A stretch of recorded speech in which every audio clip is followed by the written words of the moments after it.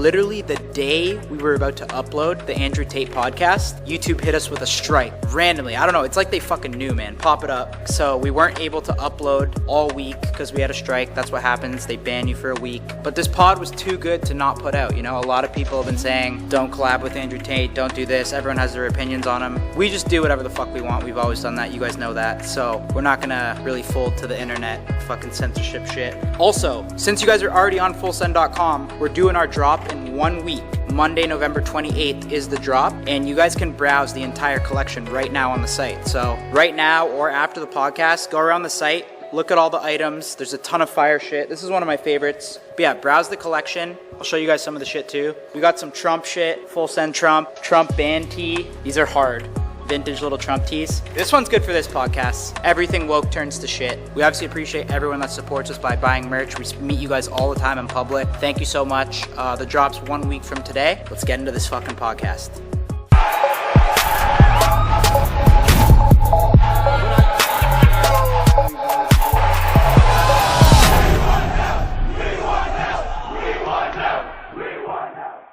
There's a lot of conversations ongoing. It seems some people doubt my powers, think I'm old and past it. So it's almost like, you know, they've forgotten the top fucking G. So it's not a simple process, there's negotiations ongoing, working a few things out. But I will promise the world this. Whoever ends up engaged in mortal combat with me is going to be the worst fucking decision of their career. That Like you being down right now is like sending me up. That's fucked up. I'm trying to bring you up, man. I'm trying to like, let's go. You can take part 2. I'm here, you're here. Let's I go. just overthink shit. You literally let the vlog shit just bring you down for no reason. I think we're rolling, right? Are we rolling? Yeah. Oh, dude, Steiny, can we just talk about this? You're good. Are you fucking zapped or hammered or what? Neither. Both. No, I just have a certain vibe, and it's like if you fucking come in here and annoy the fuck out of me, I can't deal with it. Yeah. It's like insane. That's all. All right, well, we'll switch it up for you. Let's change It it has up. nothing to dude. do with either of you, but you know What's what I'm that? saying. Nothing to do with you guys. Oh, something else outside of this. Yeah. It's all good. What's going on in life right now? You want to talk about it? No. I like talking about stuff. Straight up. I know you do. This is what we're here for. Like, it's Yeah, like, I know. it's kind of therapy for me, kind of therapy for you. Do you have something you want to talk about? Dude, honestly, I could talk about a lot right now. Well, I've been go going ahead. through a lot lately. Well, what's bothering you? Girl stuff. Really? 100%. Like what? I'm just at a point in my life where I'm like, I want kids, I want a family. And I'm like trying to Damn. make these, yeah. Opening up in Tate's villa. I'm trying to like make these decisions in my life where like I need to be able to fully like allow someone into my life. Otherwise I can't have that. You know what I'm saying? Because I'm so afraid of commitment, I'm not even gonna lie. In that sense, because I'm afraid of losing. Why? So what do you have to change? Well, I've been going to therapy. Are you afraid of commitment because you're scared of losing, or you don't want to be tied down? I'm afraid of losing. Really? That's the main thing? 100% the main But thing. you never lose chicks. I mean, yeah. Rarely. You talk about me specifically? You specifically. Yeah, but like I always lose chicks because I don't, like if I go to that extent, I don't give enough because I'll pull myself back because I'm afraid of being hurt. I'm afraid of like letting the situation down or not being able to like fully go to the place that I want to go with the relationship, straight up. And I actually been going to therapy for the last 2 months. Genuinely. Cause yeah, like if I can't have a kid, I don't want to just like shoot out a random kid like with some random person. And then that's a whole set of like, Why do you want a kid in general? Is it like because you're supposed to, or are you just like you actually want one? I've always wanted kids because I grew up without Right. a father. So it was like that whole, like, I wanted to be that. And I'm 33, you know, I'm at a point where like, yeah, I don't need a kid. No one needs But a you've kid. always wanted kids. I've always wanted kids. Always wanted to. What about you? I'm not there yet. Dude, I'm nowhere near even thinking about that. I'm 28. Yeah. But I mean, yeah, I'm getting up there too. Kate's But got a fat ass I'm kid. personally, I don't give a fuck. I am not thinking about that at all right now. At all. I'm focused on the business, and I am too. I'm not in that position right now at all, bro. No? No, not at all, dude. No, I'm just not. I don't you, care. You know what started creeping up on me when I was 26? And I'll be honest, it's not just like 26? Yeah, 26 What, when I a started kid? thinking of, when I started thinking about like getting my life actually like in that order, you know, being ready for that. Why? Just mentally. Like, because I have so much But else. no offense, that was 7 years ago, and you haven't had a kid in 7 years. So you've been thinking about it for a long time. No, that's when it started. Steiny's back, eh? Yeah, no, it's great. Finally, welcome back. There you go. But Good I cheer, zoned pal. out for a little bit. Sorry. But beyond just the kid thing, it's more like just being ready for like actual love in my life. Because I I can't do this shit, bro. You can't do what? We're with the fucking top G's, bro. Let's talk about Is it some getting too G deep for you? shit. You want to talk about some surface level shit?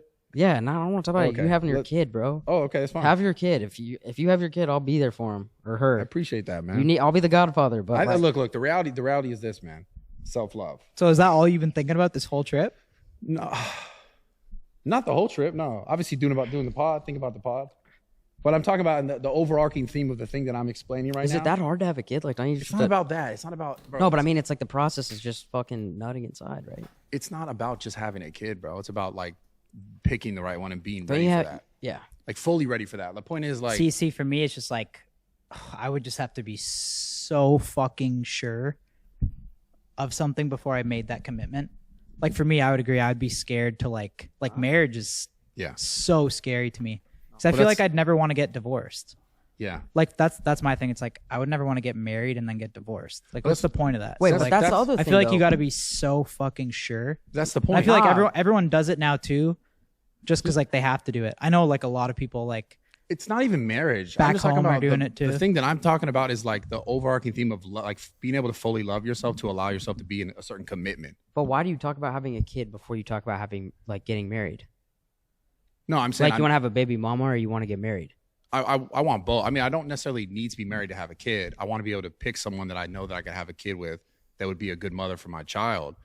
But like overarching theme of this is like being able to love myself fully so that I can like fully commit to someone else. That's all I'm saying. And that's what I wanted to talk. I want to talk to Tate about this shit. You get so deep. Bro, I'm not, it's just I'm telling you the truth, right? I can't fully commit to a girl because like you talk about you're afraid How's that of- going to affect your gym schedule though? What? If you have a kid? Bro, I still go to the gym. What are you talking about? Well, I mean, it's going to change your life. My problem is the commitment thing. Okay. I'm going to be honest. I thought at first that you and Tate were going to get along. I think you guys are going to butt heads. You thought what? I thought you guys were going to get along. I think you're going to butt heads. Why is that? I don't know. I think you're taking like this lovey-dovey, like No. your girl's watching this podcast. yeah, we episode. went right into some lovey-dovey Well, shit. listen, and we bro. got like this is a big pod, so we have a new audience too. So I'm going to tell you the So point this is funny. We got all the top mean, G squad in yeah. here. And then Yeah, we're no, the fucking- point is I'm trying to figure out, I want to ask him his opinion on that idea of self-love. That's what I'm talking about. So that's why I'm bringing it up because I'm relating it to myself, but I want to get his opinion on it. That's straight up. I don't know what he's going to say.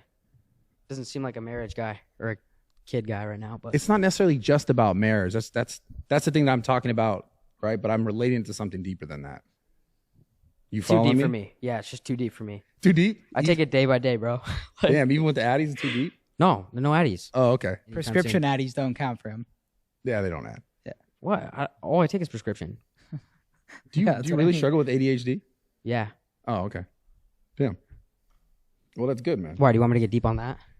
I'll go get deep on whatever you want to get deep on. I'm here to talk. I can talk all day, all night. No, I I don't can want do to this for hours, dude. I mean, I don't know. I slept for like 1 hour last night. Hit the gym at 5. We crushed the gym this morning. That was a good lift. Good lift. And yeah, bro, I'm tired as fuck. I feel loopy as hell. But I'm ready for this. Where the fuck is Tate?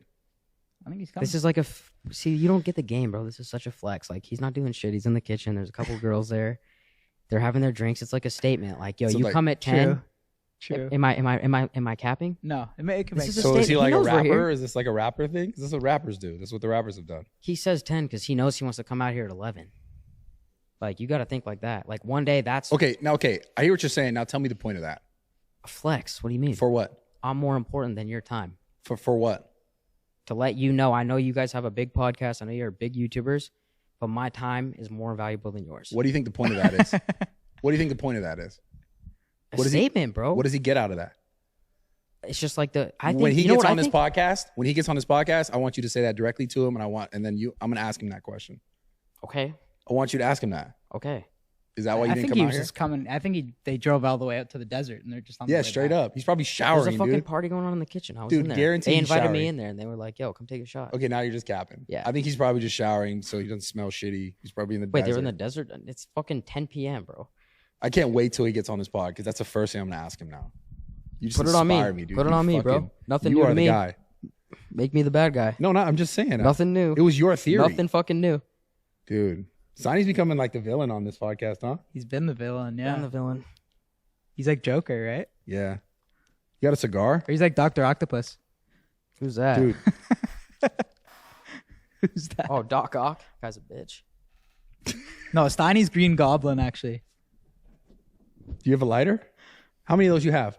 Two more. Tristan and Andrew. Oh, you didn't get us those. Nah, and also when he You're gets that it, guy that will you brings a scoot over cigar one? just so Tate thinks you're cool or what? That's definitely what you did. It's not gonna work, you know. We'll see. I got 2 for him though. It's like a gift. I bring a housewarming gift. That's what people do. What'd you bring? Bring shit, dude. Fucking Fuck? testosterone and a kid on the way. Bro, there's no kid on the way. You okay? So Andrew, these are the. Do you have names picked out? No, I don't have names. No. No. No. Nah, you're not that ready. Oh, bro, that's the point. Max That's what I'm Wyatt's getting here. Wait, should we get Max here? at. Bro, what? This guy's mind's in another spot. It right now, is, bro. dude. Bro, being awake from midnight till 7 a.m. with nothing to do is scary. Please just pull it together. For TikTok, us. Pornhub, TikTok, Fuck, Pornhub. dude. Give me one of those cigars. No, Fucking bitch. Do you have a lighter? no. You're just It's gonna kind of hold like it. it's like You're gonna hold it like that. It's like the a whole time? prop. Like fake money. Huh? Like prop money. You can't really spend it. You can't really smoke it. That kind of stuff. Well, I want to ask him in his house. This is a fucking. Can we talk about this villa real quick? It's beautiful. This is insane. It's decent. What's so funny? Dude, you are fucking tripping, bro. And it's hilarious to me. Bob I Menery fuck with it. Jr. over here. Huh? Dude, Yeah, I you know. got, you got the I feel like you I'm said the low key Bob becoming. energy? Nah, well, it's like 2 days no sleep, bro. You Bro, become I haven't Bob. slept either. I'm not tripping. You're tweaking. You good. Yeah, but you like take shrooms and have like this energy, I haven't spiritual taken bullshit. any shrooms. There's no shrooms here, bro. We're in fucking Abu Dhabi, Dubai. You can't do that shit here. Yeah. Got none of that on me. Actually, I haven't taken shrooms in like 2 months. Nice. Yo, Tate, come on, bro. Oh, easy, bro. What the? Andrew, come Hey, on. hey, yo, what? Are you We're out of your coming- mind? Why? Who gives a fuck? We're in his crib, I bro. don't give a Show fuck. some He said respect. come here at 10. Don't be It's Mr. fucking- Alpha when he comes It's on. You're gonna be a 10:33, bitch, dude. Guarantee you're alpha right now. When he sits down, you're gonna fucking Oh, be you a think pussy. I'm not gonna ask him why the fuck he wasn't here for the last 34 minutes? I'm gonna ask him. $500 right now. Oh, bet me. All right, fine. Yeah, give me my. Now you're gonna owe me 1,000 after that. Well, no, you owe me 1,000. No, I won the bet last night. Then I just want to make this clear because I do love you and you're my good friend, but I'm on their side tonight. You're on whose side? The Whose G's, side? top There's G's. No fucking side. Yes, there is. Oh my god. There's too much Whatever. alpha energy. Just give me my fucking 500 and the other 500 from the other night. You fucking. You want me to go bitch. get him? I'm gonna go get him right now. Okay, let's I'm see it, actually Mr. gonna, I'm fucking gonna say, Alpha. He's not here? Oh my God, where is he? Bro, we might as well just run the pod. Just fucking internal. Let's do it. Maybe bring the girl in the. Yeah, bring the girls Hey, here. excuse me, Max. Can we have her come over here for a sec? Yes, please. Do you mind sitting in real quick? I had a couple They should both questions. come, yeah. Both you guys. Please, girls. Just sit right here. Right here. There, you just pick up that mic. What was your names again? Vanessa, Aaron. nice to meet you. Welcome to my house. It's my crib. Wow, that's a Yeah, what's classic both of your Steiny guys' move. names? Vanessa and Mariana. Okay. What do you guys? Yeah, we both live here. Yeah. They don't live in Canada, you know. We're in. Well, I don't know Dubai. if you're visiting or like what you guys do. So We live here. nice. But what do you guys think of Andrew Tate? He's alright. Yeah. Do you know him? No, You don't know him at all? No opinion? You know anything about him? no, I don't. Oh, okay. How do you know about him? We met a few days ago on a boat. He's actually alright. Oh, Yeah. whoa! What the I was fuck? honestly, I was surprised. I thought he was gonna be a complete dick, but actually, he was. Why did you think he was going to be a dick? Obviously, all the videos going around, like he just comes across as a complete misogynist, but he's actually like he's decent. Every single Yeah, video. he's really cool in person. every video you think he comes across Well, like that way? I don't go and watch his videos. You know, it's just whatever pops up. Clips. Yeah. I mean, you How- couldn't avoid him like the last few months. It was literally like took over TikTok. How? Everywhere. What was the scene on the boat like? Like, how'd you get invited? Through my flatmate. And was it what was like the ratio like on there? It was about 50-50. I don't know. Some of the guys are a bit. It was a real bro event. You know, like a lot of testosterone. It's his kind of event. Sounds dope. Would you say you would hang out with him again? Don't think I know him that well. Like I'd probably go to another event. Yeah, like he's alright. Nice. So what are you up to tonight? You look all sparkly and good. You look like you're about to go to the Grammys, just low key. came because my friend invited me, so I don't know what I would do. She had no. This is the best part. She has no idea she was going to be doing She has this. no Is that- idea is what's good. No, eh? I She's just like, said, what the "Oh, fuck is something happening?" think of." Wait, No, do it's good. Can't. do you like wonder where you are, or you guys just like go to these parties like, yo, Do you whatever? know what the There's fuck a- we're even like? No. Yeah, nothing about. Okay, that's Honestly, dope. I thought we were going to dinner. So we're going to dinner. Who told you that? Gabe or Max or what? Max, yeah, my flatmate. Damn, Max was capping. Interesting tactic by Max over there. Yeah, how did you two meet? Are you guys friends or what's the relationship here? Sleeping with my flatmate. Yeah. What's a flatmate? Wait. What? What's a flatmate? Like a roommate. Oh. Classmate. Who's that, Max? Yeah, Max. I live with him. Is that like a thing in Dubai? Like people just kind of like get down or what? I just watched a movie, and you came from I don't know where. Huh? He hit you with the Netflix and chill? Is that what? Yes. Oh, Yeah, they were Netflix. That still works? really? Yeah, yeah. Okay. Is he like a good looking guy or like what's his vibe? No, we just was friends. Fair. What do you do for fun? Like, what's some of your hobbies? I like go for. Like paintball and shit, or I like shoot. what? Shoot. Shoot? Oh, like paintball?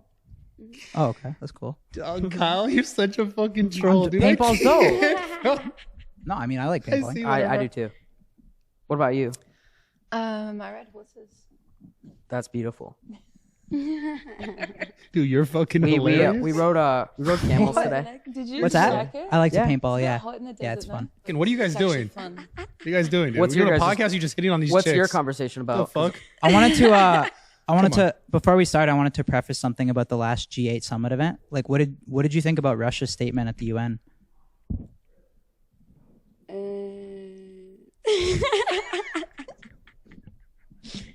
I don't know. Just before we I preface with like my thesis and stuff. I don't know. Say something about Putin. Did you want to weigh in? I have no idea. What do you girls find most attractive on a guy? What body part? It's basic, simple, easy. Yeah, body part like shoulders. I mean, come on.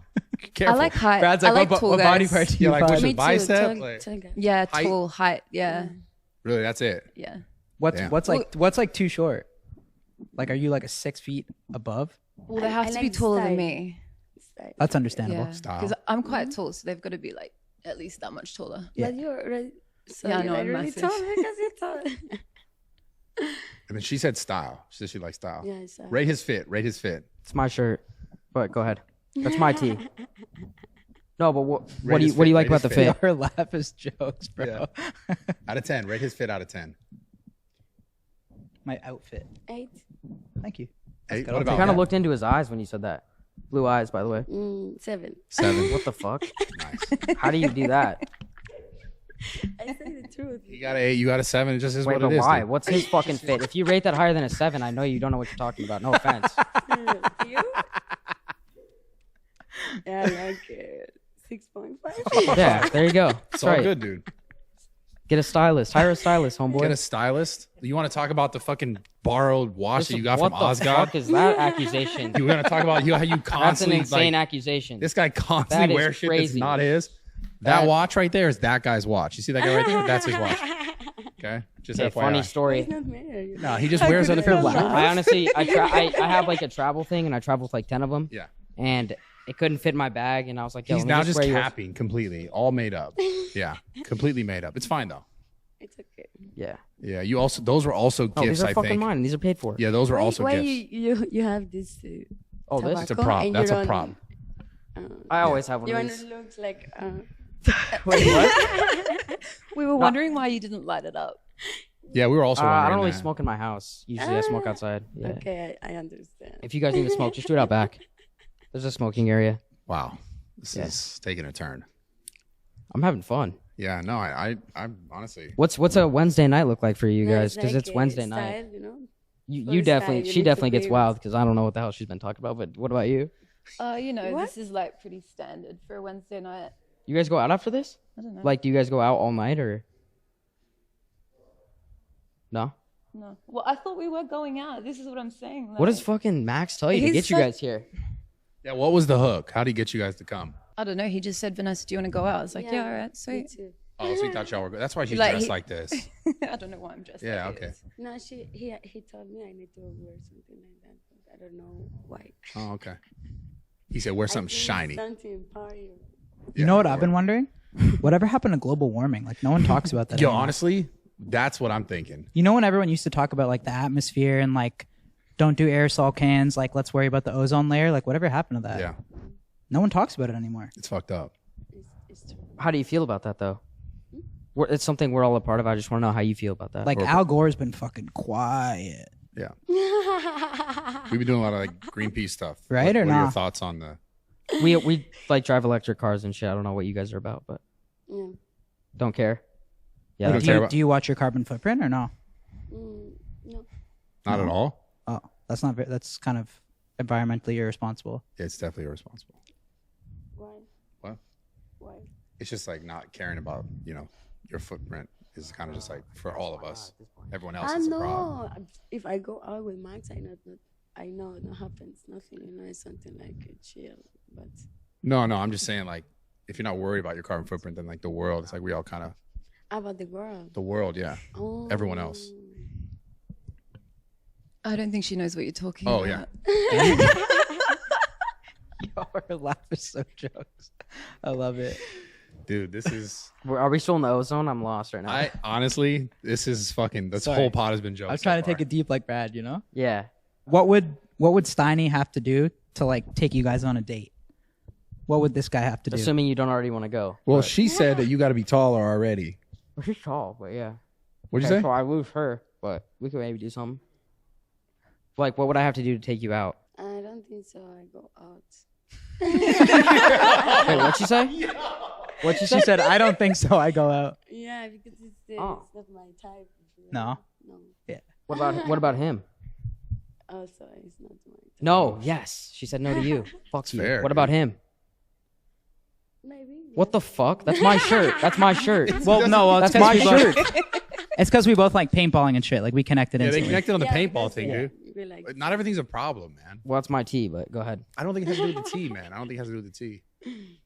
Oh shit! I But think maybe- Tate's strolling in right now. Finally.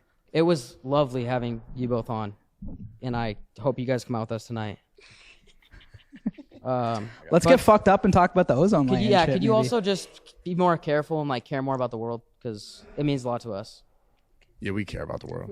Unless there's just more chicks, we should just rotate in the females. Yo, you guys were great. Thank you so much. Thank you guys. Bro, can I have a iced coffee? Actually, no, a hot coffee. Give me a black coffee and a sparkling warm. Nice to meet you. Andrew, famous misogynist. Is that your dad? Never like to underdress. How you doing, bro? Good to see you. You again? How are you, my friend? Here now. You again? Little fucker. Oh, that's fucker. Dude, we got cigars.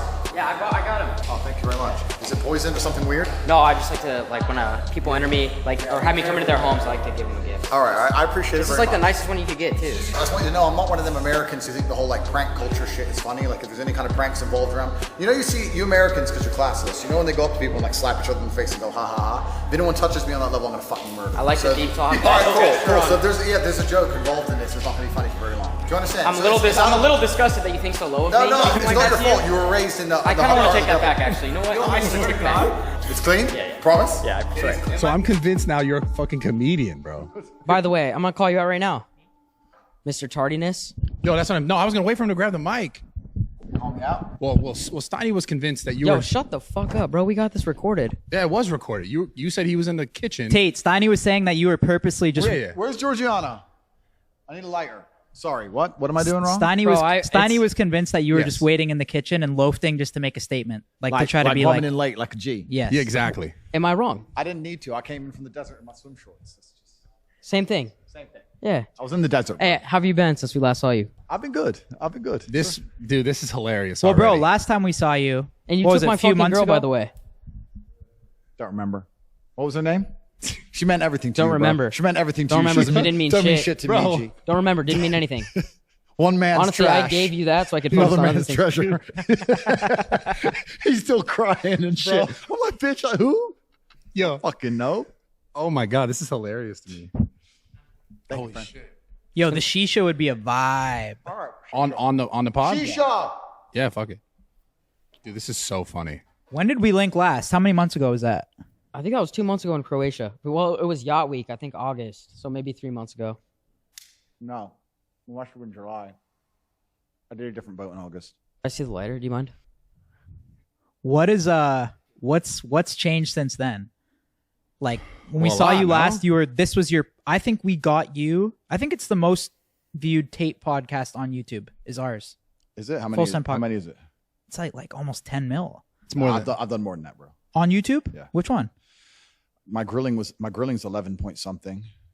Grilling? with that chick, me and that girl. Oh, That date Yeah. one. the English one? Yeah. Okay, that one's funny. that Yeah. value. Well, ours taming is guy, up you there, have but a it's lot on crazy, that, bro. too. We did fucking Elon Musk the next week, and I think your episode has like more engagement, Well, I love more Elon. likes, more comments. I love Elon.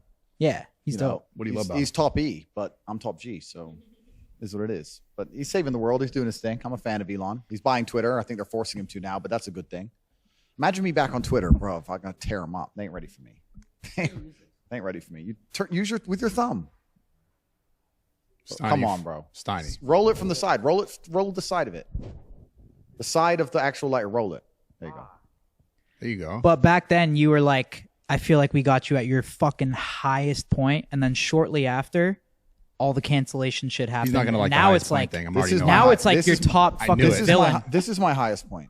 Yeah, Every single day has been growth. Nothing's changed. They banned me and I moved to Rumble, and now I'm massive. I'm absolutely huge on Rumble. I'm doing larger numbers on every single live stream on Rumble than I ever did on YouTube. But overall searches on Google, they say it's way down. Well, the Is that a searches- fact? No, the search with Rumble, absolutely. So if I did a live stream on YouTube, I'd average, I don't know, 12,000, 13,000 live. When I first moved to Rumble, my first live was 127,000. What? And now I get like 40 to 50,000 live every single show on Rumble. Whoa, that's That. The Google searches are down because when the mass media machine attacked me and canceled me and started lying about me, obviously there's a spike for all the people going, "Who's Andrew Tate?" or the people Right. who didn't know me. So there's that spike.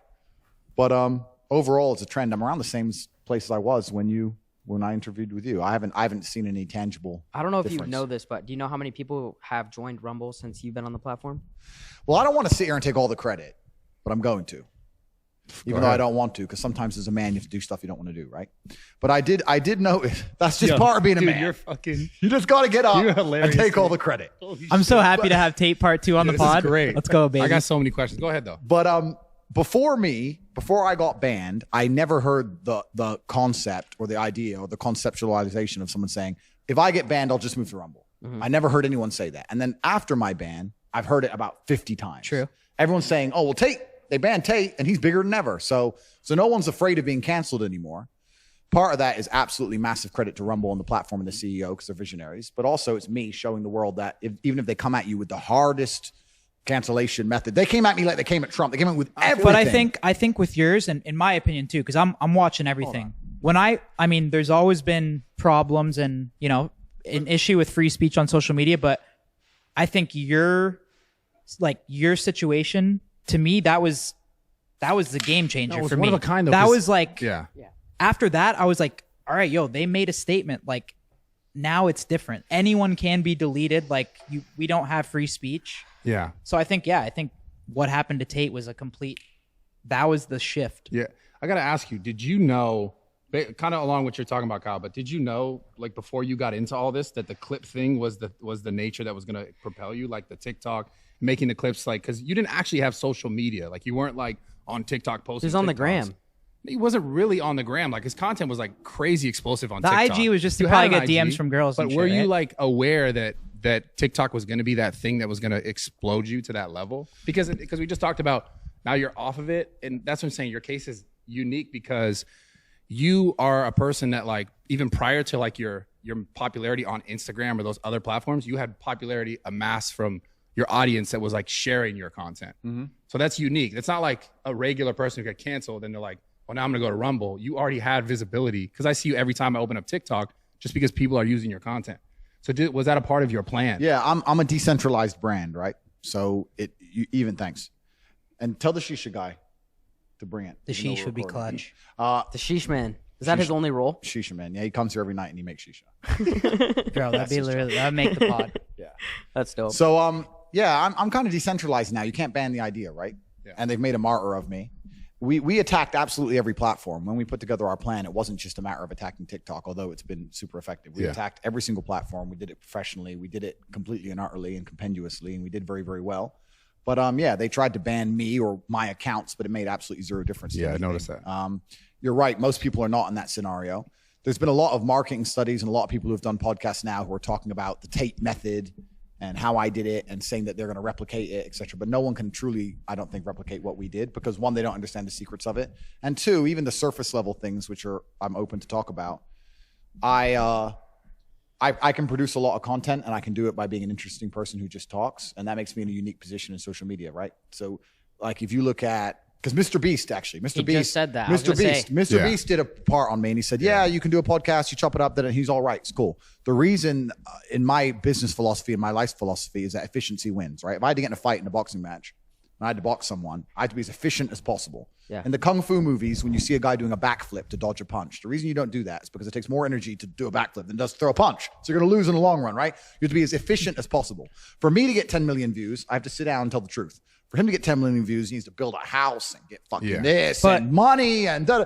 I'm more efficient than his channel. So in the long run, this is why it's hard for people to do what I did, because to produce content that gets that many amount of views, and it's not just talking, you have to spend serious money and time, and it just doesn't work. Well, wait, hold on. I think going off that, he also said that you started this method where you went on every single podcast, but that wasn't true in the beginning. No, absolutely not. You would go on a podcast for 2 hours, but you would say so much shit that you could clip up that he thinks he's like, I got to go on every single podcast in the world to accomplish what you did. He didn't relate it like that directly. He just said that. He said that on the last one. He was just saying just about the fact He's shitting that on Mr. Beast because he got rinsed in poker. No, it's just about the fact that the clips You that play were being cards? used. I do play cards. Yeah, he beat me for 100K. Of course he did. And, What do you mean, of course he did? Listen, of course he did. And Why I'm do you not- say that? Bro, it's just, that's life. And I'm not insulting Mr. Beast in any way. I'm just saying that he was wrong about a few things. Firstly, I'm certainly not a podcast whore in any regard. In fact, That's what I'm saying. I turned down 95%. You don't That's think, what I'm saying, bro, Brad. and I want to state all this, and I'm not being arrogant. The easiest way you can guarantee a big viewing channel on your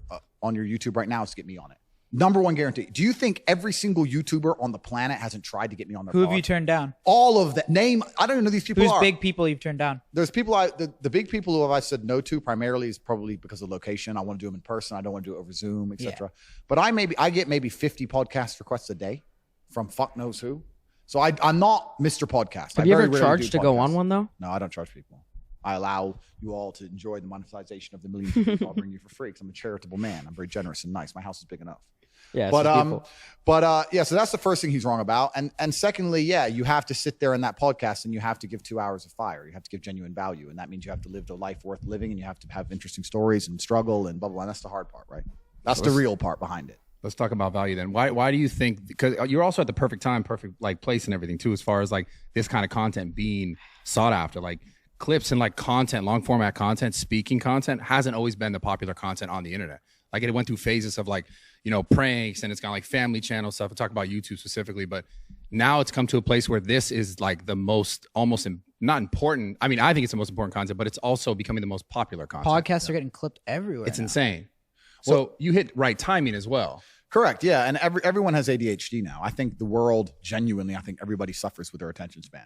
I could talk even from me from a personal level. Have you ever needed to know how to do something and you try to look up the tutorial on YouTube, like a phone saying or something, and you load up the video and he goes, hey, my name's Mike and I'm going to explain to you. You're like, fuck off. Click, next. And you end up spending more time trying to find it than just watching it because you can't listen to some idiot. Like, I don't want you to introduce yourself. I don't give a fuck where you live. I don't care if you're married. I don't care how unhappy you are. Tell me what I need to know now for free. So like it's this life, right? Bro. So we all have massive ADHD to a degree. None of us have any kind of degree of attention span.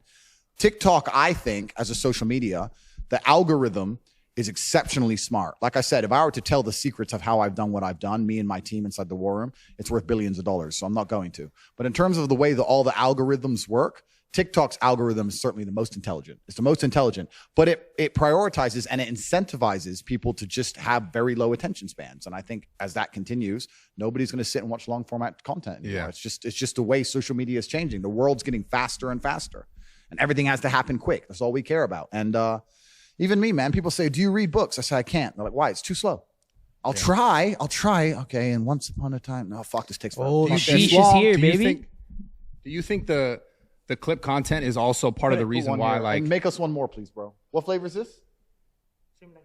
Okay, that's fine. My friends need one. They're all the way from America. You gotta give them something special, bro. The sheesh man. Hook them up. Do you have anything mint?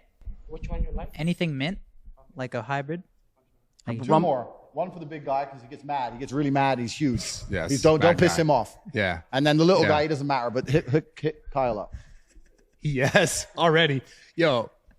Jesus. Okay, it's all good. You're good. Say- You're say good. something. Yo, Steiny can't win, bro. Yeah. It's okay, Come man. I'm on, joking. man. You're my We're favorite. boys, You're bro. my favorite. You're my There Say you that go. again. Say that again, please. We heard it, dude. I said it. No, say it again, please. It's already gonna be clipped up. That's enough. Okay, so as far That better as far fucking as get clipped clips up go, everywhere, our editing team. Do you think that clips at the same time helped you a ton, or also the things that got people attacking you?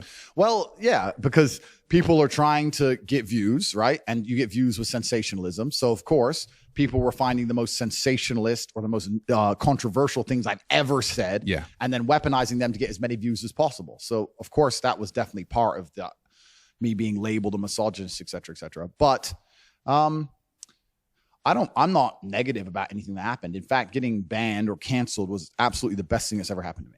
You don't regret anything. Zero. Because you said last time you had a 3-step plan. Was this Correct. part of the plan, or was I this a little? didn't Was this a little intend- fucking straight right? No. It was part of the plan. Curious about this. I was part of the plan, and I I thought you were going to get canceled. I knew it was going to get canceled. I said it in every podcast.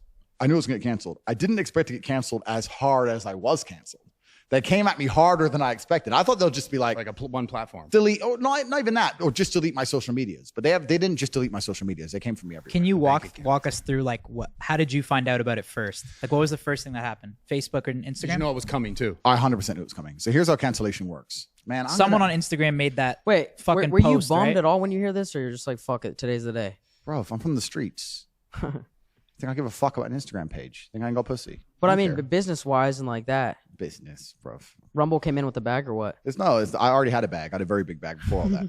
No, the truth is this. So I knew it was coming. I absolutely not knew it was coming because of how orchestrated it was. The only thing, and I'll state this at the beginning, the only reason I'm upset by being canceled is because I've expired one of my lives. Because first you get canceled, then they make up a reason to put you in jail, and if that fails, they kill you. So now I'm down to my last 2 lives, which is also why while I'm answering this question, I'm still being careful how I'm answering it. I'm not telling you Scary everything. shit. It's scary because they've given me the warning, and I'm still running my mouth. Yeah. So that's scary. But here's how cancellation works. So I knew it was going to happen because there's very, very orchestrated attacks.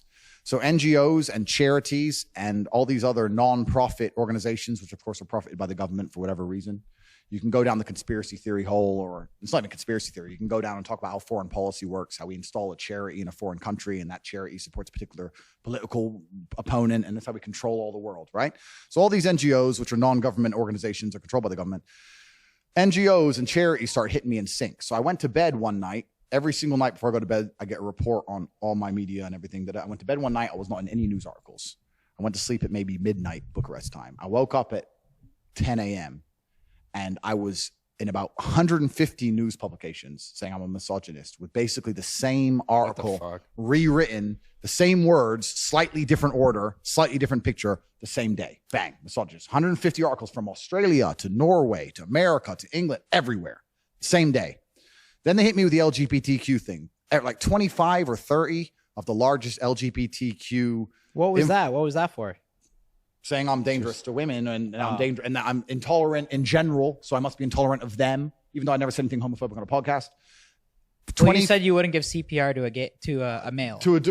I would never give CPR to my friend that's gay. It's a joke, bro. Yeah. It's a fucking joke. Well, that's a thing. So that's what I mean. Yeah. Was a lot of the shit you said just a joke? No, but you can. Because that's how I took it. Anyone who can't tell when I'm genuinely making a joke and really is going to sit there and believe that I'm going to let my friend die, well, then they're just a low IQ. Have you said that before? That some of the shit you said was kind of trolling? I don't or a have joke? to. Like we're all we're sitting here laughing. Well, I mean, I feel like I know when you're trolling. Like, but we're also in the game. and I think kinda. it's. I guess, yeah. One thing. But so hold on, I gotta Wait, address no, this hold real on. quick. I got something. No, hold on, bro. I Go got ahead. something. Damn. Did you ever did you ever at one point underestimate how powerful your influence was? Okay. Where you're like Jesus, because there was a point where How could you me not? and my friends used to be like, yo, you can fucking have multiple girls, and you might not have said that directly, but you had that kind of effect. That's his fucking question. That's a good question, no? It is a good question, but Why are you overcoming me? Because I'm just saying the reason why I'm gonna play the devil's advocate here. Why people they're the same thing they're talking about with the influence, right? We know it's a joke. Yeah.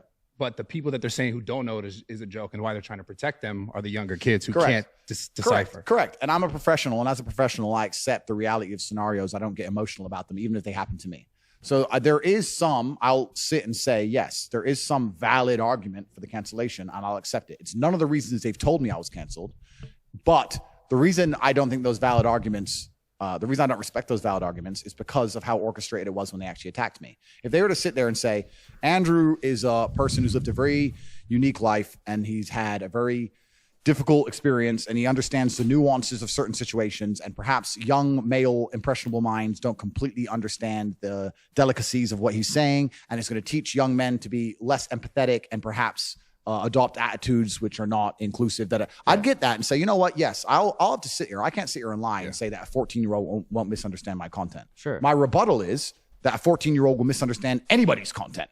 That's a larger argument about the internet as a whole. If you put a 14-year-old on the internet, 90% of what he's going to digest is probably bad I don't for think him. that's your fault. That's not my fault, right? So that's the first argument. So although I agree with that point, it doesn't apply. If you're going to apply that to me, you have to delete everybody. Yeah. But the other thing is, they didn't do that. First, they came at me with the misogyny thing, and then, like I said, 35 LGBTQ whatever influencers or whoever with 5 or 6 million Instagram followers all did a post on the same day, same wording, same time, bam.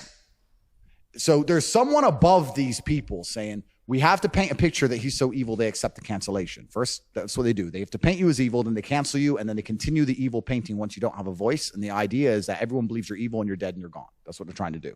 But the orchestrated, the way it happened, like all the media at once, all the LGBTQ at once, then all the teachers' unions piped in. Teacher union in Norway, teachers' union in Sweden, teachers' union in Australia, teachers' union in America. All these teachers' unions saying that our boys no longer listen to us in school because the boys are asking the teacher what color their Bugatti is.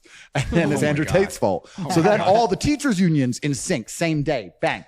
And I was sitting saying to my team, look. This is all the same day or different days? Yeah, so no, yeah. They first it was some misogyny stuff, and then they hit me with the LGBT stuff. Day by day. Day by day, some Got new orchestrated angle. Yeah. And it was very orchestrated. So I said to my team, cancellation is next. We're about to get canceled. And it took about 2 weeks later, they eventually deleted me. That's what I'm trying to get at though. Why do you think you became so powerful though?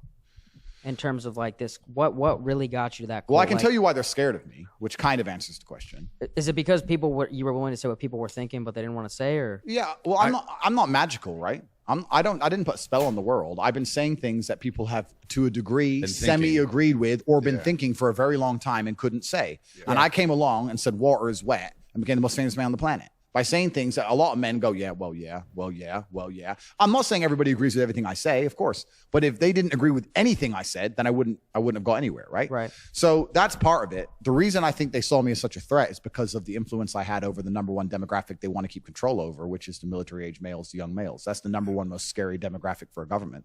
For sure. Because they're the people who cause revolutions. They're the people who are going to go out and die for your army or be the backbone of your slave force. So when you have a whole bunch of young males who sit there and go, we don't want to listen to the government anymore, Tate said they're all full of shit, then they're going to sit there and go, well, this guy has to go. He's not good for society as a whole. It's the young men they're afraid of. Yeah. Because they're the rebellious ones. I want to hear how it like happened though. Like what was the first thing that got deleted? Meta got me first. So they made the first move. Yeah, it was all the orchestrated attacks. I only found out I was deleted from Facebook and Instagram from the media.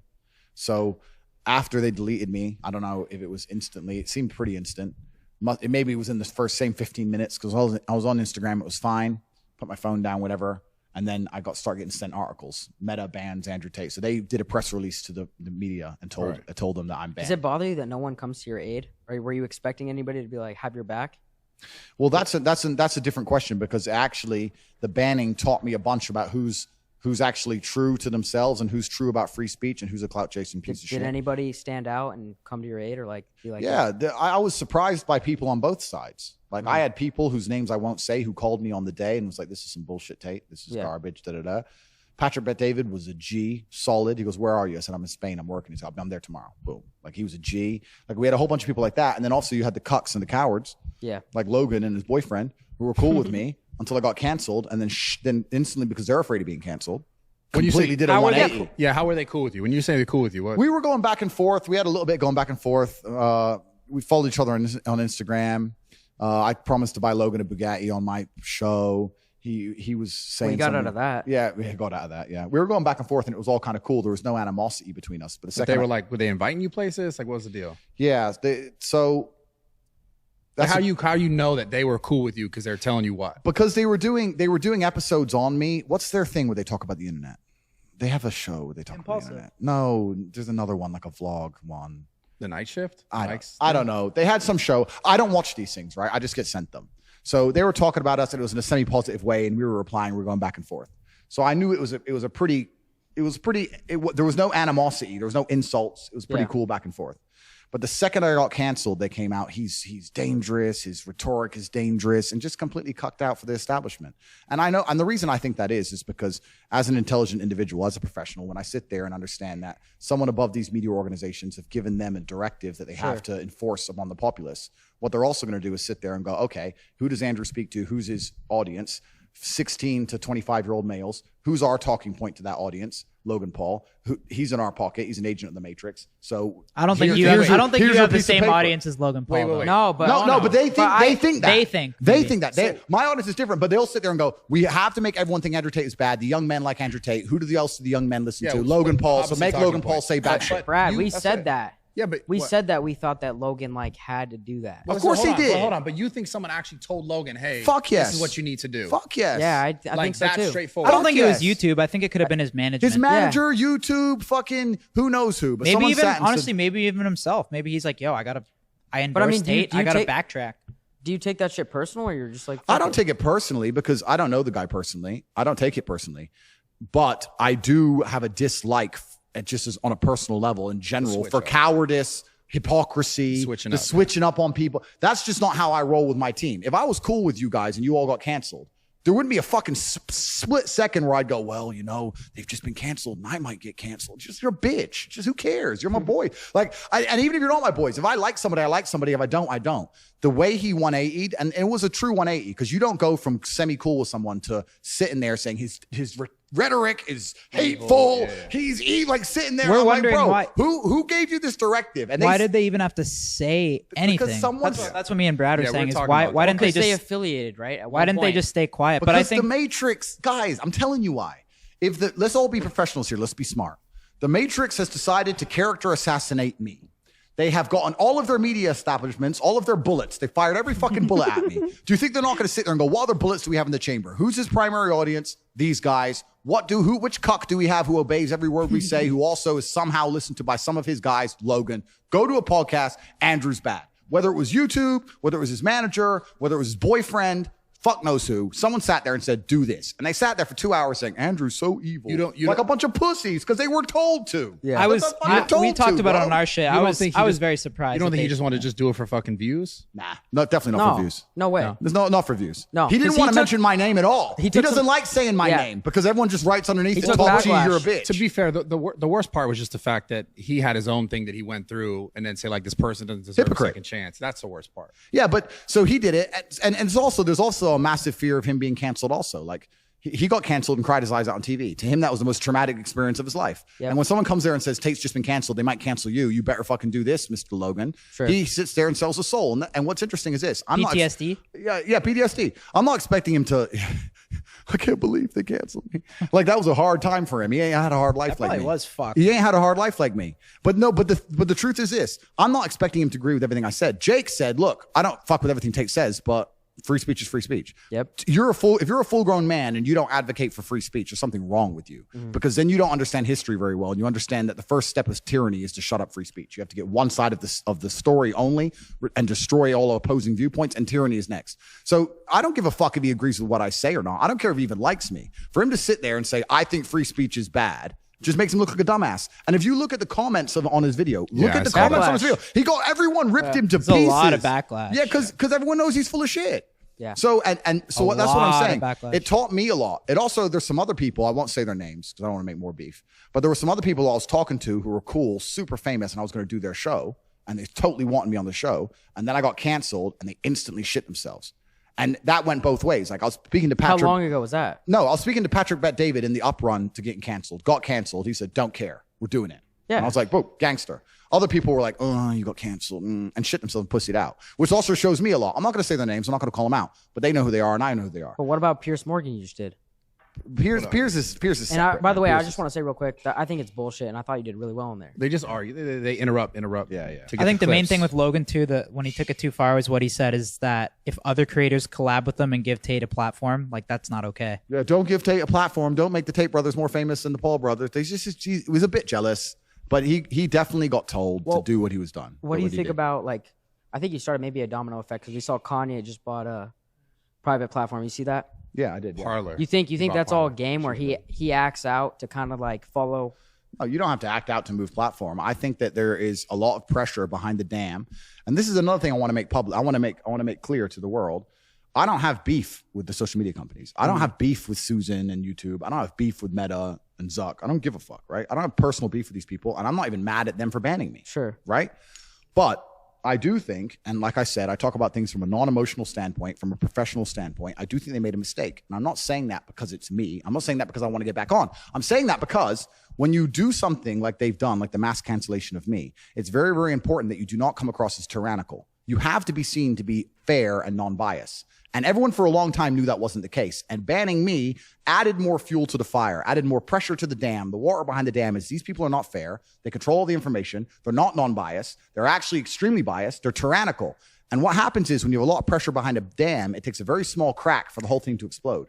The crack that was missing is someone to be canceled and become more successful than they were pre-cancellation. As soon as that happens, nobody's afraid anymore because nobody wants to deal with their bullshit anyway. So where do you think that's this where they made a goes? mistake. Where do you think this goes then? But well, ultimately? yeah. Well, what do you think about Kanye? He acted out. Now he just bought a platform. Oh yeah, the Well, guy's, what do you think about what Kanye's doing in general? the dude's a billionaire, right? So it's kind of like he's in a slightly different position than Joe Schmo. But he's going on like the podcast tour right now, and he is saying some. He's saying way I, crazier I love shit than you Kanye said. too, and I think it's the same thing where like some of what he's saying, like I agree with, and then some shit's just wild. Well, what's your opinion on what he's saying? I haven't right now? watched all of what he said. I don't think he would have ever really truly been scared of being canceled anyway. So Kanye, although I know what you're saying, I don't think it's the best use case. I think it's the general YouTuber and Twitch streamer, normal guy saying, cancel me, I'll go to Rumble. It's weird. The guy with 40K subs is now saying, I'll go to Rumble, don't care. That's their problem, not Kanye. Their problem is all the low-level creators going, well, if you're going to start fucking my video over nothing, I'll just move. And then there's going to be a mass exodus. And then they're going to sit there and go, when did this all start? We banned Andrew Tate for no reason. We should have fucking kept him on the platform. I think they fucked up. And I really genuinely believe that. And what happens is, it's kind of like, if you're a tyrannical person, you have to sit and try very hard to not come across tyrannical. You know, like if you're a jealous guy, you have to try very hard to not look jealous. It's like they haven't sat there and looked at the optics of it. Sure. And now they're sitting there I know they analyze data in real time at the point of the cancellation. In fact, because my team analyzed data, right? So I'll tell you this. So when I got canceled, I had the war room analyzing data in real time. So at the height of the media storm, there's apps you can use to measure responses on comments, likes, etc., up votes, down votes, blah, blah, blah. At the height of the media storm, it was about 55% of comments on any post involving me was positive and 45% were negative at the height of the lies. It's now 95% positive. So now that they've fired all their bullets, that's all the media machine can do. Don't you think They people can't switch up though? They can't print that I'm misogynist again. They can't print the same lie. Yeah. They've shot me with every bullet. I'm still standing here alive. It's like the zombies coming. You've emptied your clip. He's still here. And now everyone loves me and they're sitting there and they fucked up. Where does this go though, as a whole? You know what I'm saying? Not just for you, but I mean, as a whole, like, is this going to create like overall just rebellion, do you think? Like, cause where does this end up in 20 years from now? If more people are dipping and going to other platforms, just new platforms. They're going to Rumble. Or not even Rumble. just content wise. I just mean life wise. Like where do you think this is going? Cause everything shifts, right? Powers always shift. Yeah. So is this going to turn to a point where like, I don't know, the right side, which is typically the side that's being more like quieted, is that going to be then in control and then attacking the left in the same? Because it just swings. Yeah, you're right. Life is cyclical and it goes in a pendulum. And Right. I do think that there's now a change happening in society. I do think it's going to shift. But won't it be just as bad if it gets the other side and then the other side is just feeling the same exact way? Like, how do Completely. you think we find a balance genuinely? I don't think we'll ever find a balance. I don't think we will, bro. I think it's. I think humans, the society is just so I agree. fucked up. I But agree. how much do you hate to see you leave and now everybody loves you? Everybody wants Well, you everyone back. loved him prior to leaving too. No, as but well. you said there's a bunch of negative comments and shit. Yeah, but it's now, the thing is with the internet, it's a very vocal minority. That's the truth about the internet. You sit there, Negativity, yeah. the negativity, you go, oh, people don't like him. It's like 4 dudes with no life. Like the truth is, I've never had a negative interaction on the street ever. I've been approached by thousands of people. Like everyone loves me, right? We're It's more a very similar than you think. It's a very negative minority, and It's a lot more than that in person. Yeah. So. But yeah, I think everyone's going to be moving to alternative platforms. Obviously, I'm on Rumble. They've been fantastic to me. I have nothing but good things to say about them. But fuck content, the overall thing. Overall, I think that social media is going to change to the point where I think the next big thing for a platform to do would be to allow the content creator to own their subscribers. Imagine there was imagine there was a platform where you owned the subs. You had their emails, you owned the subs, and you could choose any platform you wanted, and you could bring your subs with you. Sounds like you have a plan. How does the platform? That's what I'm saying. Well, I'm just Sounds like saying, you have a if plan. a You thought of platform that. were to do that, where would you build your following? Wouldn't For you sure build there. your build your following where you own the data? So what these large companies do is they want to control the data for as long as possible, and that's going to be disrupted when someone comes along and says you can build your following and you own the data and you own the following, and if I'm not good to you or you think I'm tyrannical, you can take your following somewhere else. Then they're going to conquer, and then YouTube's going to fall. Well, that's the thing that's always got me going crazy is like this whole like all these platforms are money driven at the end of the day. And I don't think people really realize that the data that they're grabbing, like for example, the whole period of like when the world shifted to social media and mainstream media lost their power on television, they realized, oh shit, we need to own social media. We need to have our people here, because at the same time, like they were losing money from advertisers who were like, we're all going to social media now. We're not going to go pay the television because no one's watching anymore. How do we get people on our website or on our social media channels? And they did the same thing like that, like almost YouTubers have done for years, which is like create content that is like drama driven or negative driven to get people in. So do you think that will ever change though? Because it's always going to be content based and content driven. Yeah, I agree with you. I don't think it's necessarily going to change, but I do think that people, as they wake up, are going to understand that having control of your data is more and more important. For sure. Yeah. And it doesn't matter whether it's your social media followers and your subscribers or your email list or even credit card processing, right? Like you guys have a business and you're charging for credit cards. Whoever's doing the credit card processing for you, you need to be able to go to them and say, give me all those card details. I want to use someone else. Yeah. And if they say, no, we're going to keep them, then you're going to say, fuck you. Then I'm not going to, maybe it's too late now, but when I start my next business, I'm going to work with the people who allow me to have the credit card data from my customers in case I want to use somewhere else.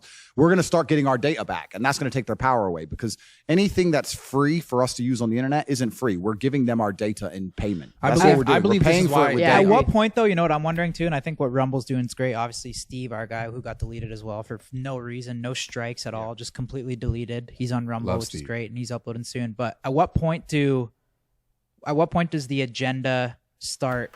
Like on OnlyFans now, you can't post a swipe up link to OnlyFans. At what point does like Instagram like flag Rumble and say like, yo, you can't promote Rumble on Instagram? They'll Or try. like, does the App Store, like, I think the next step for them is like the App Store might be like, yo, we don't want Rumble. Yeah, on Matrix- our App Matrix- Store. Matrix I feel attacks. like, I don't know. I feel like They they're just going to adjust. keep taking it further and further. Matrix attacks, and I mean, obviously, I don't know, but I think Matrix attacks are going to come is Truth and try. Social on the App Store still? I have no idea. It is? Okay. I don't know. Matrix attacks are going to come, but I think when you have strong leadership and you have smart people and people who certainly anticipate that, and also when you fight for good and you're truly doing the right thing, God smiles upon you. And I don't believe that tyranny lasts for long. Name a tyrannical government or a tyrannical situation in history that lasted forever. You can't name one. There's no matter what, whether it's the Roman Empire, whether it's the Third Reich, whatever, when you're tyrannical, sooner or later, there is a revolt. And they're going to try their very best to do certain things. But once the general populace understands that this is bullshit and this is a version of the truth or two sides of the story, then there's going to be a mass exodus, and they can't stop that. Yeah, it's crazy too, because Kyle's always said that no matter what, you're not going anywhere. And you just did Sugar Sean's podcast, right? Yeah. How many times have you seen that on TikTok? Which one? Just you walking in the fucking hotel with Sugar Sean. We see it 500 times. So like, what does that do when you're like, yo, no matter what you do, I'm still there? Well, that's what I was saying earlier at the very beginning of my answer. Certain lives. This is what I was saying at the very early in my answer. That's what's concerning to me now. What's concerning to me is that Where do they come next? Yeah, But do you feel like you're the only guy that can like overcome this cancellation? Because nobody else has been able to. Well, it's kind of like the 4-minute mile. I don't even know the story of the 4-minute mile, but when everyone was running long distance running, everyone said a 4-minute mile was impossible, and everyone was attempting it. It was impossible. And then one guy did it one day, and after he did it, 10 people did it in like 3 weeks. Yeah. And it's like the belief. Mm-hmm. So I think a lot of people when they're canceled go, I'm done. Now, nobody else has I will sit here and openly say my network and the things I do and the unique way I approach it and the war room and the organization I have and the money I have and the influence I have is unique. Most people don't have that. However, people will have the morale to go, I've been canceled, but you know what? I'm not quitting. Doesn't matter. I'm not giving up. All right, just make a new account. Bang, back to work, back to work, back to work. And on a long enough scale, if enough people do that, there will be inertia and momentum behind it, which will make a shift in the universe. It will attack the matrix in real time. It's belief. I have a question about Believe. You must believe. I believe in you. You must no, but you must believe. I Everyone must fucking believe in you, bro. themselves. That's the Andrew. key. where did you develop this stuff? Like, where in your life did you start to develop this? Like, at what point were you like, this is the person that I am? Was it something like your father taught you? I know you had some stuff there. I know he passed away, but like, how did you develop the person that you are, the human that you are? Because obviously it happens over time, but like, what were the major key points in your life where you're like, oh shit, I'm starting to realize this is what's very important for me, right? Yeah, that's a really good question. And I'm not sure I know the answer completely and utterly. My entire life, I've always woken up thinking or feeling like I had an enemy to fight against. As long as I can remember, I've always had. I was a professional chess player when I was a kid. So when I was 4, I woke up and my dad was sitting there saying, "You're playing this Chinese kid. He's good." Right? So I always had that. Then I had professional fighting. I had 87 fights. So my whole life I had some fight coming up. And now I wake up and the Matrix is attacking me. So I've always woken up feeling like I had an enemy. Mm-hmm. And that's certainly shaped my reality. It definitely shapes how I act and shapes how I think. I've always felt like I was in war, if that makes sense. Have you ever felt like you were your own worst enemy? No, in fact, quite the opposite. I've had a healthy fear and respect for all of my enemies to the point where I've understood the only chance I stand to beat them is to have as many allies as possible. And the most important ally is my own mind.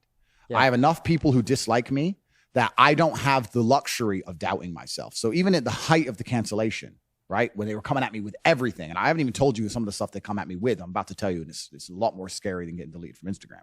Sure. When they were coming at me, absolutely, even the people close to me are going, "You're dealing with this well." And I was like, I have now innumerable shadow figures trying to destroy me. If my brain betrays me, I'm really fucked, right? Yeah. Like, I can't go down that path. So no, it's actually completely the utter opposite. I've galvanized myself against internal enemies. Me and every single part of me is all on the same team, and it always will be.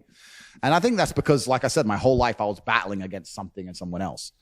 But I'll tell you some of the scary shit that happened, man. Like, reporters were doing articles about me. And they found my members of my family, found my mother. They started harassing my mother and people outside her house and protests outside and trying to track her down, all this crazy stuff. Then what happened is reporters started calling all my ex-girlfriends and saying, "Hey, I know you've noticed Andrew Tate's in the media. If you have a story about any of his misogynistic comments or anything he did bad or anything bad he did when you were together, we'll pay you £50,000. Do you know how many girls were contacted? 15 that I know of. Okay.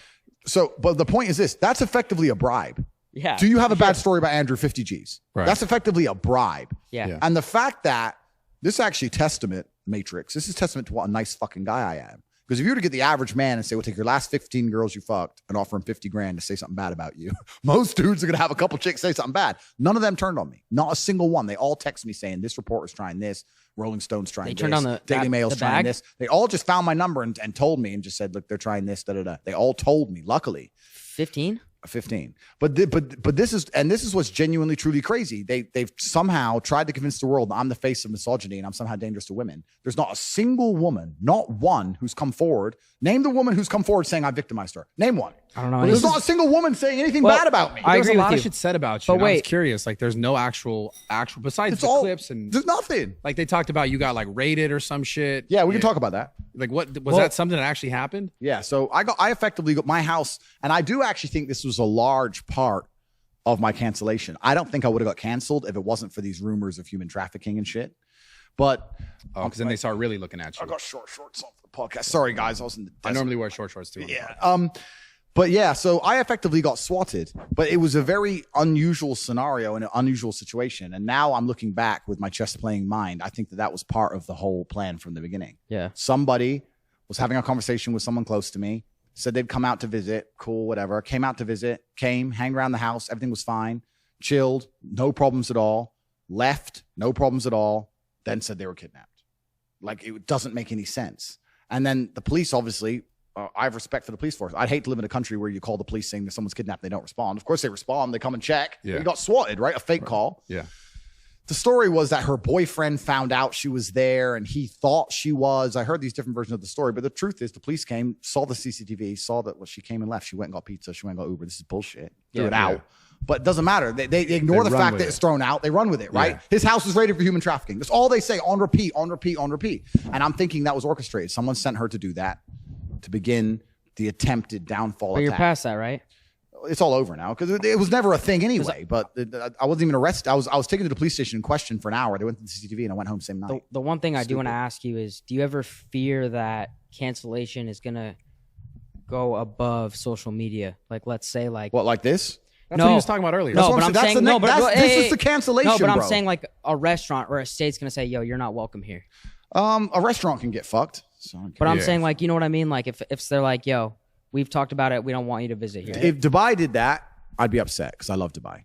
But like, is that a possible scenario or something you worry about? Perhaps, but there's literally only 2 or 3 countries on the planet I'd care. Yeah. If most countries, if they came and said you can't visit, I'd be like, don't give a fuck. What are those countries? I think that's that you ridiculous too. I love Dubai. Yeah. And genuinely, I don't like godless places. This is why this is my problem with America is it's godless. I don't like it. I like where you live amongst a religion, regardless of what the religion is. I would hate to get kicked out of Eastern Europe, but the chance of that happening is 0 because they agree with everything I say. I would hate to get kicked out of Dubai, but the chance of that is 0. Anywhere else, I wouldn't care. I don't care. If whatever Miami? other country. Yeah, would you go to the States? I know you said you didn't want to go there, but It's godless. I don't feel comfortable. When I'm in Miami, I look around and I say, okay, there's hoes. Okay, you're hot. But it's just drugs, parties, degeneracy, sluts. It's just, I don't like the vibe. I don't feel at home there in any way. Where's the church? I just feel like saying to these bitches, go to church. Go to church. Stop telling me about your OnlyFans. Go to church. What's wrong with you? I don't like any of it. So I don't want to go. So I don't care if they ban me. Yeah. So restaurants, I don't care. Countries, I basically don't care. And the real cancellation is putting that's a a bullet in clip, your eh? head. Tate, why Tate Yeah, but hates I'm just- Miami? Yeah. But Well, do you have like? But you let's can't- just- hold on. wait, hold on. Do you have like a favorite spot there? Like, if you had to go out there, do you have a favorite spot in where? in Miami? Oh, I don't know. Where did I go? You partied there a lot, I thought. Yeah. Booby Also, trap? hold on. You come here with a bunch of girls though, and you say the same thing. What do you mean? Like you come with a bunch of girls.